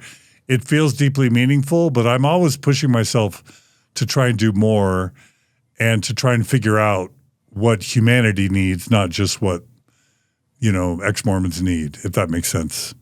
Because I'm concerned about our country, right? I am also concerned about our country, and I'm concerned about humanity. And so I'm always thinking about how do we scale. Yeah, for sure. Yeah, anyway. Well, if I bring back the conference, then would you be interested in potentially coming? Of course, I'll bring a gazillion ex-Mormons to your conference. Hell yeah. Well, you've been really generous with your time, Thomas. The YouTube channel is Holy Koolaid. It's bigger than Mormon Stories, so viewers and listeners, if you want a really cool channel that's talking about science and secularism and reason and all sorts of cool things, make sure and check out Holy Koolaid. How can people, other than your merch, other than buying some really cool shirts or hoodies or hats, how can people follow and support you, Thomas? Yeah, so I mean, the biggest financial way would be through Patreon. Holy Koolaid. It's patreon.com/Holy Koolaid. But if they, are not necessarily wanting to dive in that much right away and commit, then just go and hit subscribe, turn the notifications on, and just stick around, watch some content, see if it's up your alley. And yeah. And if you had to summarize just to summarize what your channel's about, you would say what? Spreading science and critical thinking, breaking down misinformation of all stripes, cons, scams, paranormal, all sorts of stuff. I want to know what's true, and I want to create a world where people are protected and inoculated against misinformation. I love it. Well, I think your video of me just passed 100,000. And I really appreciate it. Wait, go ahead and do that again. We didn't get to see it. Yeah. No, I appreciate that. It was long form, and you were kind enough to showcase my lawsuit, and it made a big difference to me because those are big numbers for me. So I just want to thank you for that. And then I just wanted to introduce you to my audience in case they could benefit from the good work you're doing. So Thomas Westbrook, thanks so much. Go ahead. So I don't want to leave your audience hanging on one thing. My ADHD brain does this a lot, but there was one point earlier in our conversation where I said I would give them an example of the how the Bible has changed over time. And rather than do that here, I'll just point them to my channel. There's a video that you look at, I believe it's called How the Bible Has Changed, or like 10 times the Bible has changed. There's 2 different videos in there. And one of them talks about a change that happened to Matthew 5. So go check that out if you're curious. All right. Yeah. In that series, I was scrolling through your past videos, and that series has done very, very well. So clearly people love it. Yeah. Yeah. John, thank you so much for having me on. Yeah. Well, thanks for spending 3 hours with us, Thomas. Thanks for all your good work on Holy Koolaid. Don't be a stranger. Stay in touch and keep up the great work you're doing. Absolutely. All right. Thanks, Thomas. Thanks, everyone, for joining us today on Mormon Stories. Please like and subscribe and do all the things. Thanks to donors that make what we do possible. If you don't donate and you want to see us continue, just go to mormonstories.org/donate. Become a monthly donor. We have a legal fund at mormonstories.org/legal if you want to donate to the church's lawsuit to sue us. And if you want to apply to be on Mormon Stories, just go to mormonstories.org/apply, fill out the form, and we would love to consider you for the podcast. Also, check out Holy Koolaid when you can. It's great stuff. And email us at mormonstories@gmail.com with any feedback, and we love your comments. If you don't like what Thomas said politically, if you disagree, if you've got other points of view, don't unsubscribe or cancel or run away. Engage in the comments and share your thoughts and feelings, and come on the podcast and share with us your point of view, because I'm certainly not partisan. I want to hear all points of view politically, economically, socially, historically, religiously, spiritually, etc. Anyway, be good to each other. Be kind to each other. Thanks for joining us today. And we'll see you all again soon on another episode of Mormon Stories Podcast. Take care, everybody.